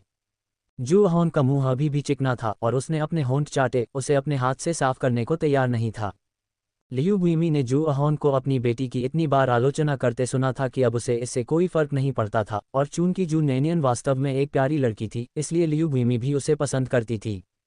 जू नैनियन ने प्यार से कहा, चाचा को ये पसंद है, इसलिए नैनियन भविष्य में आपके लिए फिर से खाना बनाएगी। जू अहोंग इन शब्दों से बहुत खुश हुए, जैसे हमारे जू परिवार के लोग कहते हैं, चाचा को भी ये सुनना अच्छा लगता है। मेरी सीसी की तरह नहीं, जो दिन भर उल्टा सीधा बोलती रहती है। फिर वह जोर से हंस पड़ा। रात्रि भोजन के समय जू नैनियन ने जू अहोंग को कई बार जू सिसी का जिक्र करते सुना और महसूस किया कि सिसी नहीं आई है। अरे दूसरे चाचा, सीसी कहाँ है? वह क्यों नहीं आई? जू नैनियन ने पूछा। लियू बुइमेई ने उत्तर दिया, सीसी इस वर्ष हाई स्कूल के प्रथम वर्ष में है, वह काउंटी शहर में है और स्कूल में ही रहती है। जू न्यानियन स्तब्ध रह गया। वह भी काउंटी शहर में थी और उसे पता नहीं था कि जू सिसी वहां स्कूल जा रही है। ये वास्तव में एक चूक थी। जू नैनियन ने लियू बुइमी से पूछा कि जू सिसी किस स्कूल में पढ़ रही है। लियू बुइमेई ने जू नैनियन को बताया कि जू सिसी नंबर 1 स्कूल में पढ़ रही थी। 3 मिडिल स्कूल। जू नैनियन को नंबर 1 का स्थान पता था। 3 मिडिल स्कूल, यह उसकी दुकान से केवल 2 गली की दूरी पर था। उसने कुछ दिनों में जू सिसी से मिलने की योजना बनाई ताकि देख सके कि क्या वह कुछ मदद कर सकती है। जू अहोंग हमेशा से ही जू नैनियन के प्रति दयालु रहे थे और उनके वास्तविक दूसरे चाचा के रूप में, हालांकि केवल मूल मालिक के जीवन में, नैनियन ने अपने पुनर्जन्म के बाद से ही इन लोगों को अपने परिवार और रिश्तेदारों के रूप में देखना शुरू कर दिया था। वह उनके साथ यथासंभव अच्छा व्यवहार करना चाहती थी, इसलिए जहां भी संभव होता वह निश्चित रूप से उनकी मदद करती थी। बूढ़ी महिला शू नैनियन के ठीक बगल में बैठी थी, लगातार उसके लिए सबसे स्वादिष्ट व्यंजन चुन रही थी और उन्हें उसके कटोरे में डाल रही थी। जू नैनियन इस उत्साह को अस्वीकार नहीं कर सके और केवल एक व्यंग्यात्मक मुस्कान के साथ खा सके। भोजन के बाद परिवार मुख्य कमरे में एक साथ बैठा और जू नैनियन ने सभी को काउंटी शहर में उनके स्थानांतरण की खबर सुनाई। जू अहोंग और लियू बुइमी दोनों एक ही समय में स्तब्ध थे। जू जू डोयू के साथ खेलने में व्यस्त था और यहाँ तक कि जू जिचेंग भी अपने मुंह को खुला रखकर आश्चर्यचकित था। केवल सबसे बड़ी दादी ही सबसे शांत थीं, क्योंकि उन्होंने अनुमान लगा लिया था कि आज का आगमन उन्हें किसी महत्वपूर्ण बात की सूचना देने के लिए हुआ होगा। जू अहोंग अपने आश्चर्य से उभरे और बड़े से मुस्कुराए, बुरा नहीं है, मेरी पोती सक्षम हो गई है और खूब पैसा कमा रही है। ये सुनकर कि शू नैनियन अपने सबसे बड़े भाई के परिवार को काउंटी शहर में ले जाना चाहती है, शू अहोंग उनके लिए खुश थी। लियू बुइमी भी जू नैनियन के परिवार के लिए खुश थी, लेकिन वह अपने दिल में थोड़ी कड़वाहट महसूस करने से खुद को नहीं रोक सकी। चूंकि सबसे बड़े भाई का परिवार आगे बढ़ रहा था, इसलिए उसे नहीं पता था कि उसका अपना परिवार कब अपनी जीवन स्थितियों में थोड़ा सुधार कर पाएगा। जैसे जैसे अमीर और गरीब रिश्तेदारों के बीच का अंतर बढ़ता है, वैसे वैसे उनके बीच की दूरी भी बढ़ती जाती है। हालांकि ये कड़वाहट ज़्यादा देर तक नहीं रही और वह भी जल्द ही दूसरों के साथ हंसने लगी। परिवार ने मुख्य हॉल में काफ़ी देर तक बातचीत की और अंत में जू नैनियन ने फिर भी बूढ़ी दादी से पूछा कि क्या वह उनके साथ काउंटी शहर जाने को तैयार है। बूढ़ी दादी का जवाब जू नैनियन की उम्मीदों के अनुरूप था। वह यहीं रहकर शू दो की देखभाल करना चाहती थी। आखिरकार जू दो अभी भी युवा था। यदि उनका परिवार काउंटी शहर में स्थानांतरित होता तो उन्हें निश्चित रूप से घरेलू सामान की व्यवस्था करनी पड़ती। यान कुइहुआ ने पहले खरीदे गए सभी चावल और मकई के आटे को पैक किया और जू नैनियन ने उन सभी को बैग में भरकर जू एरहोन को दे दिया। यहाँ तक कि घर में रखा पोर्क लाड का बड़ा जार भी लियू बुइमी अपने साथ घर ले आया। यान कुइहुआ को कुछ जमीन आवंटित की गई थी, इसलिए वह उसे बर्बाद नहीं करना चाहता था और उसने जू एरहोन और उसकी पत्नी को बिना एक पैसा किराया मांगे खेती करने के लिए यह जमीन दे दी। हाल ही में भूमि आवंटित होने के कारण हर कोई चाहता था कि वह अपने लिए थोड़ी और भूमि ले सके ताकि अधिक अनाज उगा सके। इसमें कोई मदद नहीं थी। इतने कठिन समय को सहने के बाद हर कोई डर गया था। जू अहोंग और उनकी पत्नी की आंखों में तुरंत मुस्कान आ गई। जू नैनियन और जिनयू ने जू अहोंग और उसके परिवार को विदा किया और सड़क के दोराहे पर बूढ़ी दादी ने जू नैनियन से कहा कि वह जल्दी से घर वापस आ जाए। ये काफ़ी दूर है, ये गांव के बिल्कुल अंत तक है, ज़्यादा दूर नहीं। बेबी नियान, दादी की बात सुनो, अब जल्दी वापस आओ। जियो जिन को भी वापस जाना चाहिए। जू नैनियन ने मुस्कुराते हुए जवाब दिया और जिनयू को पहले एक तरफ हटने के लिए कहा, और जब जिनयू कुछ दूर चली गई तो उसने बूढ़ी दादी को एक तरफ खींच लिया और उसे देने के लिए 100 युआन निकाले। 100 युआन बहुत बड़ी रकम थी, जो काउंटी शहर में एक नियमित फैक्ट्री कर्मचारी की 3 महीने की मजदूरी के बराबर थी। जैसे ही बूढ़ी दादी ने इसे देखा, उसने तुरंत इसे वापस धकेलने की कोशिश की और जानबूझकर गुस्से से कहा, दादी इसे नहीं चाहती हैं। बच्चे, तुम क्या कर रहे हो? क्या व्यापार करने के लिए पूंजी की आवश्यकता नहीं होती? दादी के पास पैसे की कमी नहीं है। बूढ़ी दादी विशेष रूप से जू नैनियन की शौकीन थी और आज जब वह घर आई तो जू एरहोंग और लियू बुइमी ही थे जिन्होंने यान कुइहुआ और उनकी पत्नी के साथ अधिक बातचीत की, जबकि बूढ़ी दादी ज़्यादातर चुप रहीं और ज़्यादा नहीं बोलीं। जू नैनियन को पता था कि बूढ़ी दादी उससे अलग होने के लिए अनिच्छुक थीं। हालांकि उसे अभी तक ये समझ नहीं आया था कि अपने दूसरे चाचा के परिवार को कैसे बसाया जाए। वह अपने माता पिता का बिना शर्त समर्थन कर सकती थी, भले ही वे कुछ भी न करें, इससे कोई फर्क नहीं पड़ता। लेकिन वह अपने दूसरे चाचा के परिवार को भी काउंटी शहर में बेकार में रहने के लिए नहीं ला सकती थी। यदि लोग आदतन लाभों का आनंद लेते हुए बहुत लंबे समय तक निष्क्रिय रहते हैं, तो वे धीरे धीरे इसे हल्के में लेने लगते हैं। जू होंग और उनकी पत्नी बहुत अच्छे लोग थे और जू नेनियन दूसरों का समर्थन करके उन्हें बिगाड़ना नहीं चाहते थे, क्योंकि इससे बाद में उनमें नाराजगी पैदा होगी और एक अच्छे परिवार को दुश्मनों में बदल देंगे। वह अपने दूसरे चाचा के परिवार की मदद करना चाहती थी, लेकिन केवल तभी जब वह उनके लिए काउंटी शहर में आत्मनिर्भर होने का कोई रास्ता खोज सके, बजाय इसके कि वे उस पर निर्भर रहें। अल्पकालिक निर्भरता कोई मुद्दा नहीं था, लेकिन दीर्घकालिक निर्भरता स्वीकार्य नहीं थी। दादी, आप इसे ले लीजिए, यह आपके लिए नैनियन का पुत्रवत सम्मान है। बाद में अपने शरीर को पोषण देने के लिए कुछ अच्छा भोजन खरीदें। मैं अक्सर घर आऊँगा, आपको नैनियन के बारे में चिंता करने की ज़रूरत नहीं है। नैनियन अच्छा कर रहा है, खूब पैसा कमा रहा है और उसे नकदी की कोई कमी नहीं है। अगर दादी इसे नहीं लेती हैं तो नैनियन परेशान हो जाएगा। तुम बच्चे हो। बूढ़ी दादी की आंखें धुंधली हो गईं और पैसे लेते समय उनका गला भर आया। पुरानी पीढ़ी अपनी भावनाओं को व्यक्त करने में अच्छी नहीं है, और जैसे ही बूढ़ी दादी का गला भर आया, उसने फिर भी जू नैनियन को हल्के से डांटा, तुम सक्षम हो। जू नैनियन ने हंसते हुए बूढ़ी दादी को गले लगा लिया। ये सही है, दादी को इस तरह आज्ञाकारी होना चाहिए। बूढ़ी दादी अपनी सबसे प्यारी पोती को कसकर पकड़े हुए रो भी रही थी और हंस भी रही थी, उसका दिल गर्म और कोमल था। जू नैनियन ने बूढ़ी दादी को 100 युआन दिए और उसने अपने दूसरे चाचा को भी 50 युआन दिए। उसने बहुत अधिक देने की हिम्मत नहीं की, क्योंकि वह जानती थी कि जू होंग, बूढ़ी दादी के विपरीत, एक घर का मुखिया और पुरुष था। उसे सीधे पैसे देना, और वह भी बहुत अधिक, जू नैनियन को डर था कि इससे उसके दूसरे चाचा के गौरव को ठेस पहुंचेगी। इसके अलावा उन्होंने एक और कारण बताया कि यह जू सिसी और जू दो दो के लिए पोषण संबंधी पूरक खरीदने के लिए था। जू इरहोन को पता था कि उसकी पोती उसके परिवार की मदद करना चाहती है और उसे चिंता थी कि वह इसे स्वीकार नहीं करेगा। एक मनोरंजक लहजे में उन्होंने जू नैनियन के सिर पर हाथ मारा, आपके दूसरे चाचा ने आपको यूं ही नहीं बिगाड़ा है। जू इरहोन के पास वास्तव में पैसे की कमी थी। जू सिसी की हाई स्कूल की फीस इधर उधर से उधार ली गई थी और अब लोगों ने अपना पैसा वापस मांगना शुरू कर दिया था। दादी और अपने दूसरे चाचा के परिवार को विदा करने के बाद जू नैनियन और जिनयू एक साथ वापस चले। उसके बगल में चलते हुए जिनयू अचानक रुक गया, उसकी निगाहें दूर तक चली गईं। आप कहाँ देख रहे हैं? उसे अचानक रुकते देख जू नैनियन ने उसकी निगाह का पीछा किया। और यही मुसीबत थी। हालांकि वे उस छोटी पहाड़ी से काफ़ी दूर थे और इस दिशा में कुछ घर भी थे, फिर भी जू नैनियन को पता था कि जिनयू उस पहाड़ी को देख रहा था। वहां जो हुआ उसके बारे में सोचकर जू नैनियन शर्मा गया। चलो चलें, देखना बंद करें। वह जिनयू का हाथ पकड़ने के लिए आगे बढ़ी, लेकिन उसे हिला नहीं सकी, वह वहीं स्थिर खड़ा रहा। उसने अपने सामने खड़े जू नैनियन की ओर देखा, उसकी गहरी काली आंखें समुद्र की तरह गहरी थीं। जू नैनियन, उसने कर्कश आवाज में कहा। रात के आकाश के नीचे चमकदार चांदनी उस पर पड़ रही थी, जिससे वह और भी अधिक आकर्षक लग रही थी। क्या? उसके इस तरह उसे देखने से जू नैनियन को कुछ असहज महसूस हुआ। जिनयू ने अचानक उसके हाथ पकड़ लिए। जैसे ही जू नैनियन झुका, उसकी दिल की धड़कन तेज हो गई। उसने सोचा कि वह उसे फिर से चूमने वाला है, उसकी नसें बेवजह तनावग्रस्त हो गईं। तर्क ने उसे कहा कि उसे बचकर निकल जाना चाहिए, लेकिन उसके पैर जमीन पर जड़ हो गए थे, जिससे वह आगे नहीं बढ़ पा रही थी। वह उसे घबराहट और आशंका से देख रही थी। ऐसा नहीं था कि उसने पहले कभी उसे चूमा नहीं था, लेकिन हर बार यह अचानक हमला होता था। इस बार जब वह धीरे धीरे झुका, तो ये जू नैनियन के लिए अपनी तरह की पहली मुठभेड़ थी। उसकी गति धीमी थी, और यद्यपि ये केवल कुछ सेकंड का मामला था, जू नैनियन को ऐसा लग रहा था कि यह अनंत काल तक चलेगा। उसकी पलकें अनायास ही फड़क उठीं। मानो किसी भूत प्रेत से ग्रस्त होकर जू नैनियन ने अपनी आंखें बंद कर लीं। हालांकि अपेक्षित चुंबन नहीं आया। जिनयू ने उसे चूमा नहीं, बल्कि जब वह नीचे झुका तो उसने सीधे उसका सामना नहीं किया, बल्कि उसके गाल को छूते हुए उसके कान के पास रुक गया। मैं आपसे माफ़ी मांगता हूँ। उसकी गहरी आवाज़ में एक अवर्णनीय वजन था, जो उसके सामान्य मजाकिया लहजे या ठंडी टिप्पणियों से अलग था। अपराध बोध और आत्मग्लानि से भरा हुआ। जू नैनियन एक पल के लिए रुकी, फिर जिनयू ने उसे अपनी बाहों में खींच लिया। क्या तुम उस समय बहुत डरी हुई थीं? उसकी पुतलियां तेजी से सिकुड़ गईं, लेकिन जू नैनियन ने कुछ नहीं कहा।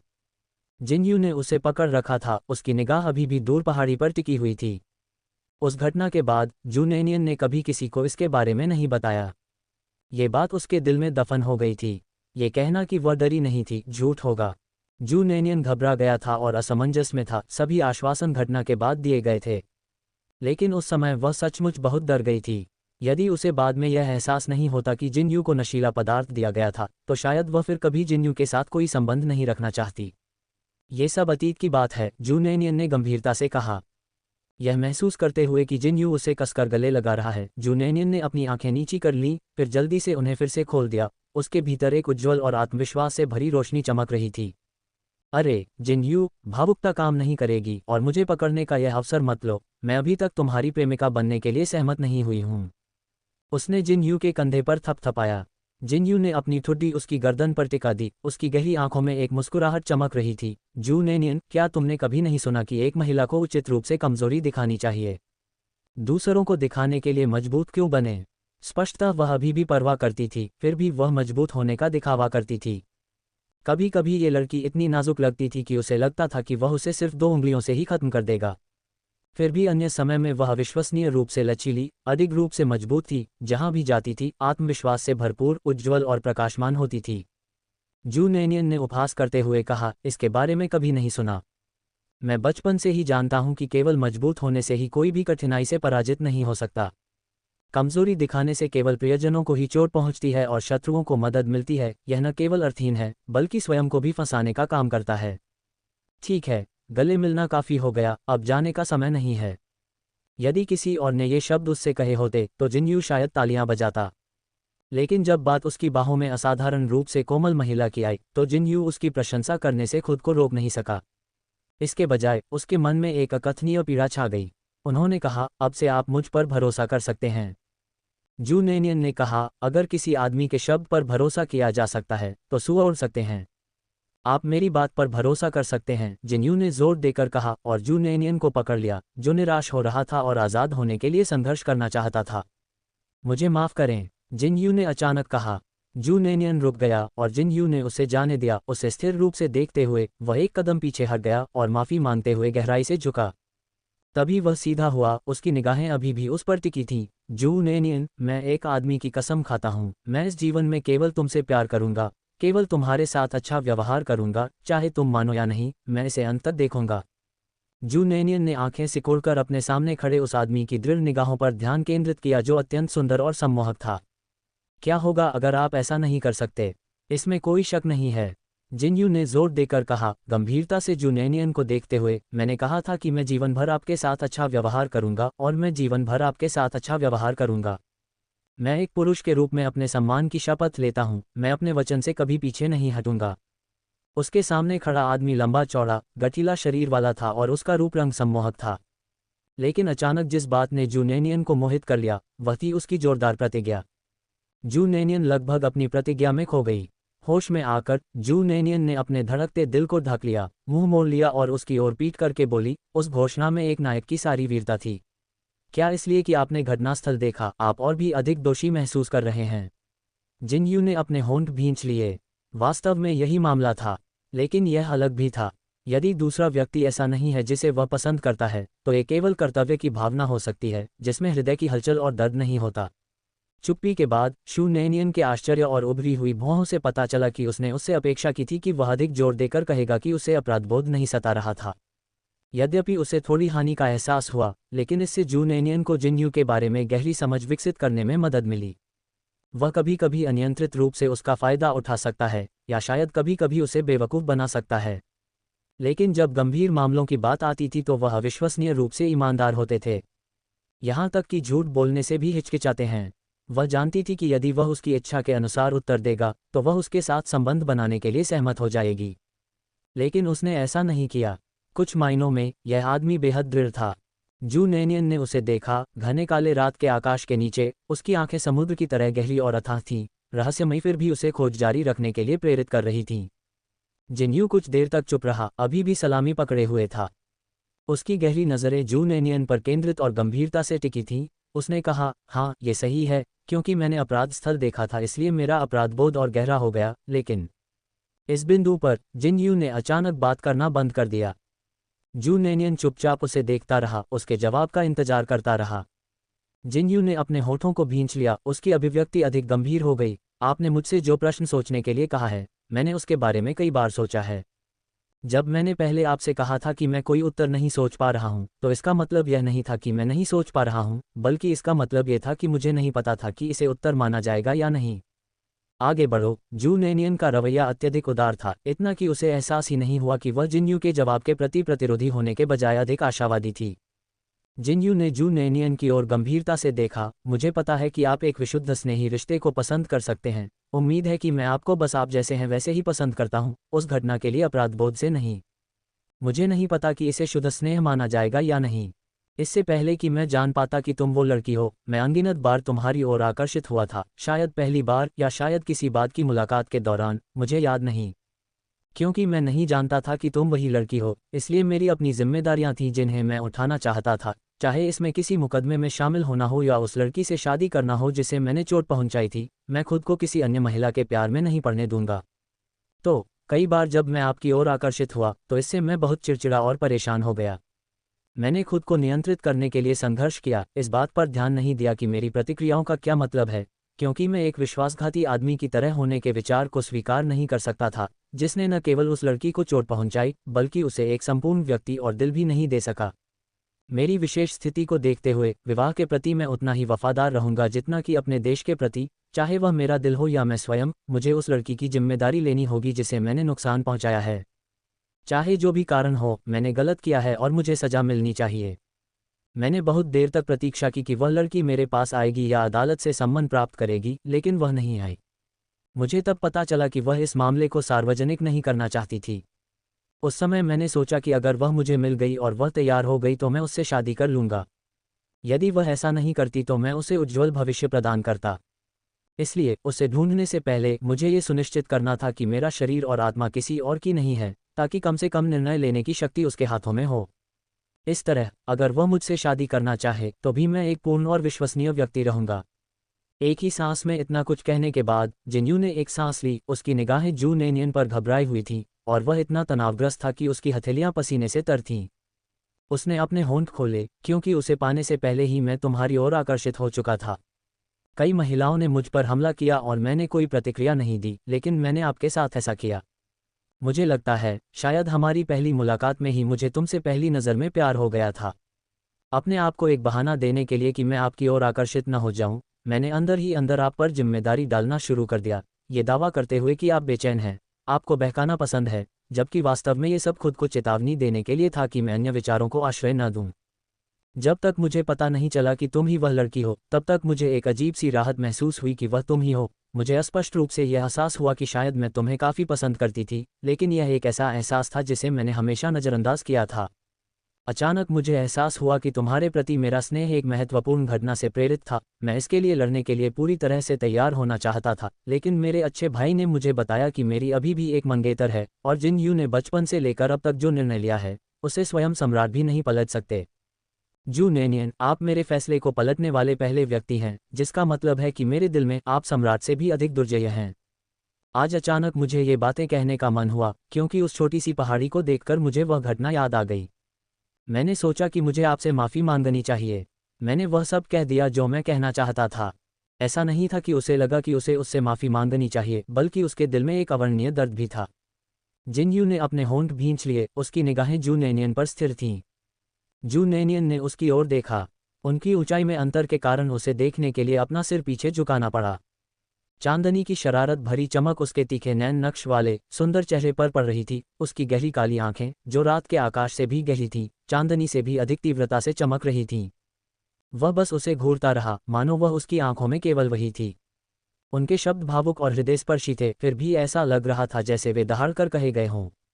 पहली बार जू नैनियन ने महसूस किया कि ऐसा आदमी असाधारण रूप से प्रभावशाली था। उसकी भक्ति की घोषणा ने उसे पूरी तरह से मोहित कर लिया। उसके पहले वाक्य से लेकर ध्वनि निकलने तक प्रत्येक शब्द जू नैनियन के हृदय में उमड़ पड़ा। यह एक बहुत ही विदेशी भावना थी। वह इतनी अपरिचित थी कि शू नैनियन को लगा कि वह अपने धड़कते दिल को नियंत्रित नहीं कर सकती। उसी क्षण उसे अचानक एक तीव्र विचार आया, ये वह आदमी है। ये वह आदमी था जो उसे एक विनम्र मेमने से एक खूंखार शेरनी और फिर एक छोटी औरत में बदल सकता था। संभवतः ये दिल की धड़कन का सबूत था। उसकी भावनाएं हमेशा इस आदमी से प्रभावित होती थीं। जिनयू, जू नैनियन ने अचानक उसका नाम पुकारा। जिनयू का शरीर झटका खा गया। वह अत्यंत सतर्क था, मानो किसी राष्ट्रीय महत्व के मामले से निपट रहा हो। फिर भी संकट का सामना करने में जो निर्भीकता होती है, उसके बिना घबराहट और बेचैनी का एक अतिरिक्त स्पर्श भी था। उसने गहरी सांस ली और जोर से छोड़ते हुए कहा, आप कहिए। जैसे ही उसके शब्द निकले, जिनयू ने पाया कि जू नैनियन उसके करीब आ रहा है। अचानक उसकी गर्दन को पकड़ लिया और उसके होठों पर हल्के से एक चुंबन दिया। धन्यवाद। यह एक क्षणिक स्पर्श था और जब तक वह अपने होश में आया तब तक जू नैनियन पहले ही आगे निकल चुका था और घर की ओर तेजी से बढ़ रहा था। जिन यू ने मूर्खतापूर्ण तरीके से उसके होठों को छुआ, मानो उनमें अभी भी जू नैनियन द्वारा छोड़ी गई कोमल गर्माहट मौजूद हो। वह नहीं जानता था कि अपनी वर्तमान भावनाओं का वर्णन कैसे करे, केवल यह महसूस कर रहा था कि उसका हृदय खुशी से उमड़ रहा है। उसने उसे चूमने की पहल की थी। यह उसका अनुचित व्यवहार नहीं था, यह उसकी गलती थी। जिन यू ने भोलेपन से मुस्कुराया, उसने चुंबन की पहल की। क्या इसका मतलब यह था कि उसके अवसर बढ़ रहे थे? अपने अंदर के उत्साह को दबा पाने में असमर्थ, उसने अचानक जू नैनियन को पुकारा, जू नैनियन, मैंने अभी तक अपना अंतिम वाक्य नहीं कहा है, क्या तुम मेरी प्रेमिका बनोगी? प्रसन्नतापूर्वक दौड़ रही जू नैनियन का टखना लगभग मुड़ गया, उसके कदम लड़खड़ा रहे थे, उसका चेहरा घबराहट से भर गया था। ये बेवकूफ़, क्या उसे यह एहसास नहीं था कि वह पहले ही उससे सहमत हो चुकी है? अगर वह उससे डेट पर जाने के लिए सहमत नहीं होती तो क्या वह उसे इस तरह चूमती? या क्या वह सोचता था कि हर कोई उसके जैसा है, जो बेतरतीब ढंग से लोगों को चूमता फिरता है? जू नैनियन को गुस्सा भी आया और मज़ा भी आया, क्योंकि उसने इस मूर्ख को बताने की जहमत नहीं उठाई। उसने न केवल उसे कुछ नहीं बताया, बल्कि वह पलटकर उसकी ओर मुस्कुराते हुए बोली, मैं इस दुनिया में किसी आदमी के मुंह की बजाय भूतों पर विश्वास करना पसंद करूंगी। बोलने के बाद उसने मजाकिया अंदाज में उसकी तरफ आंख मारी। जिन यू उसकी उत्साही निगाहों से मोहित हो गया, एक खूबसूरत महिला जिसकी चमकती आंखें उसे आंख मार रही थीं, और वह वही थी जिसे वह संजोता था।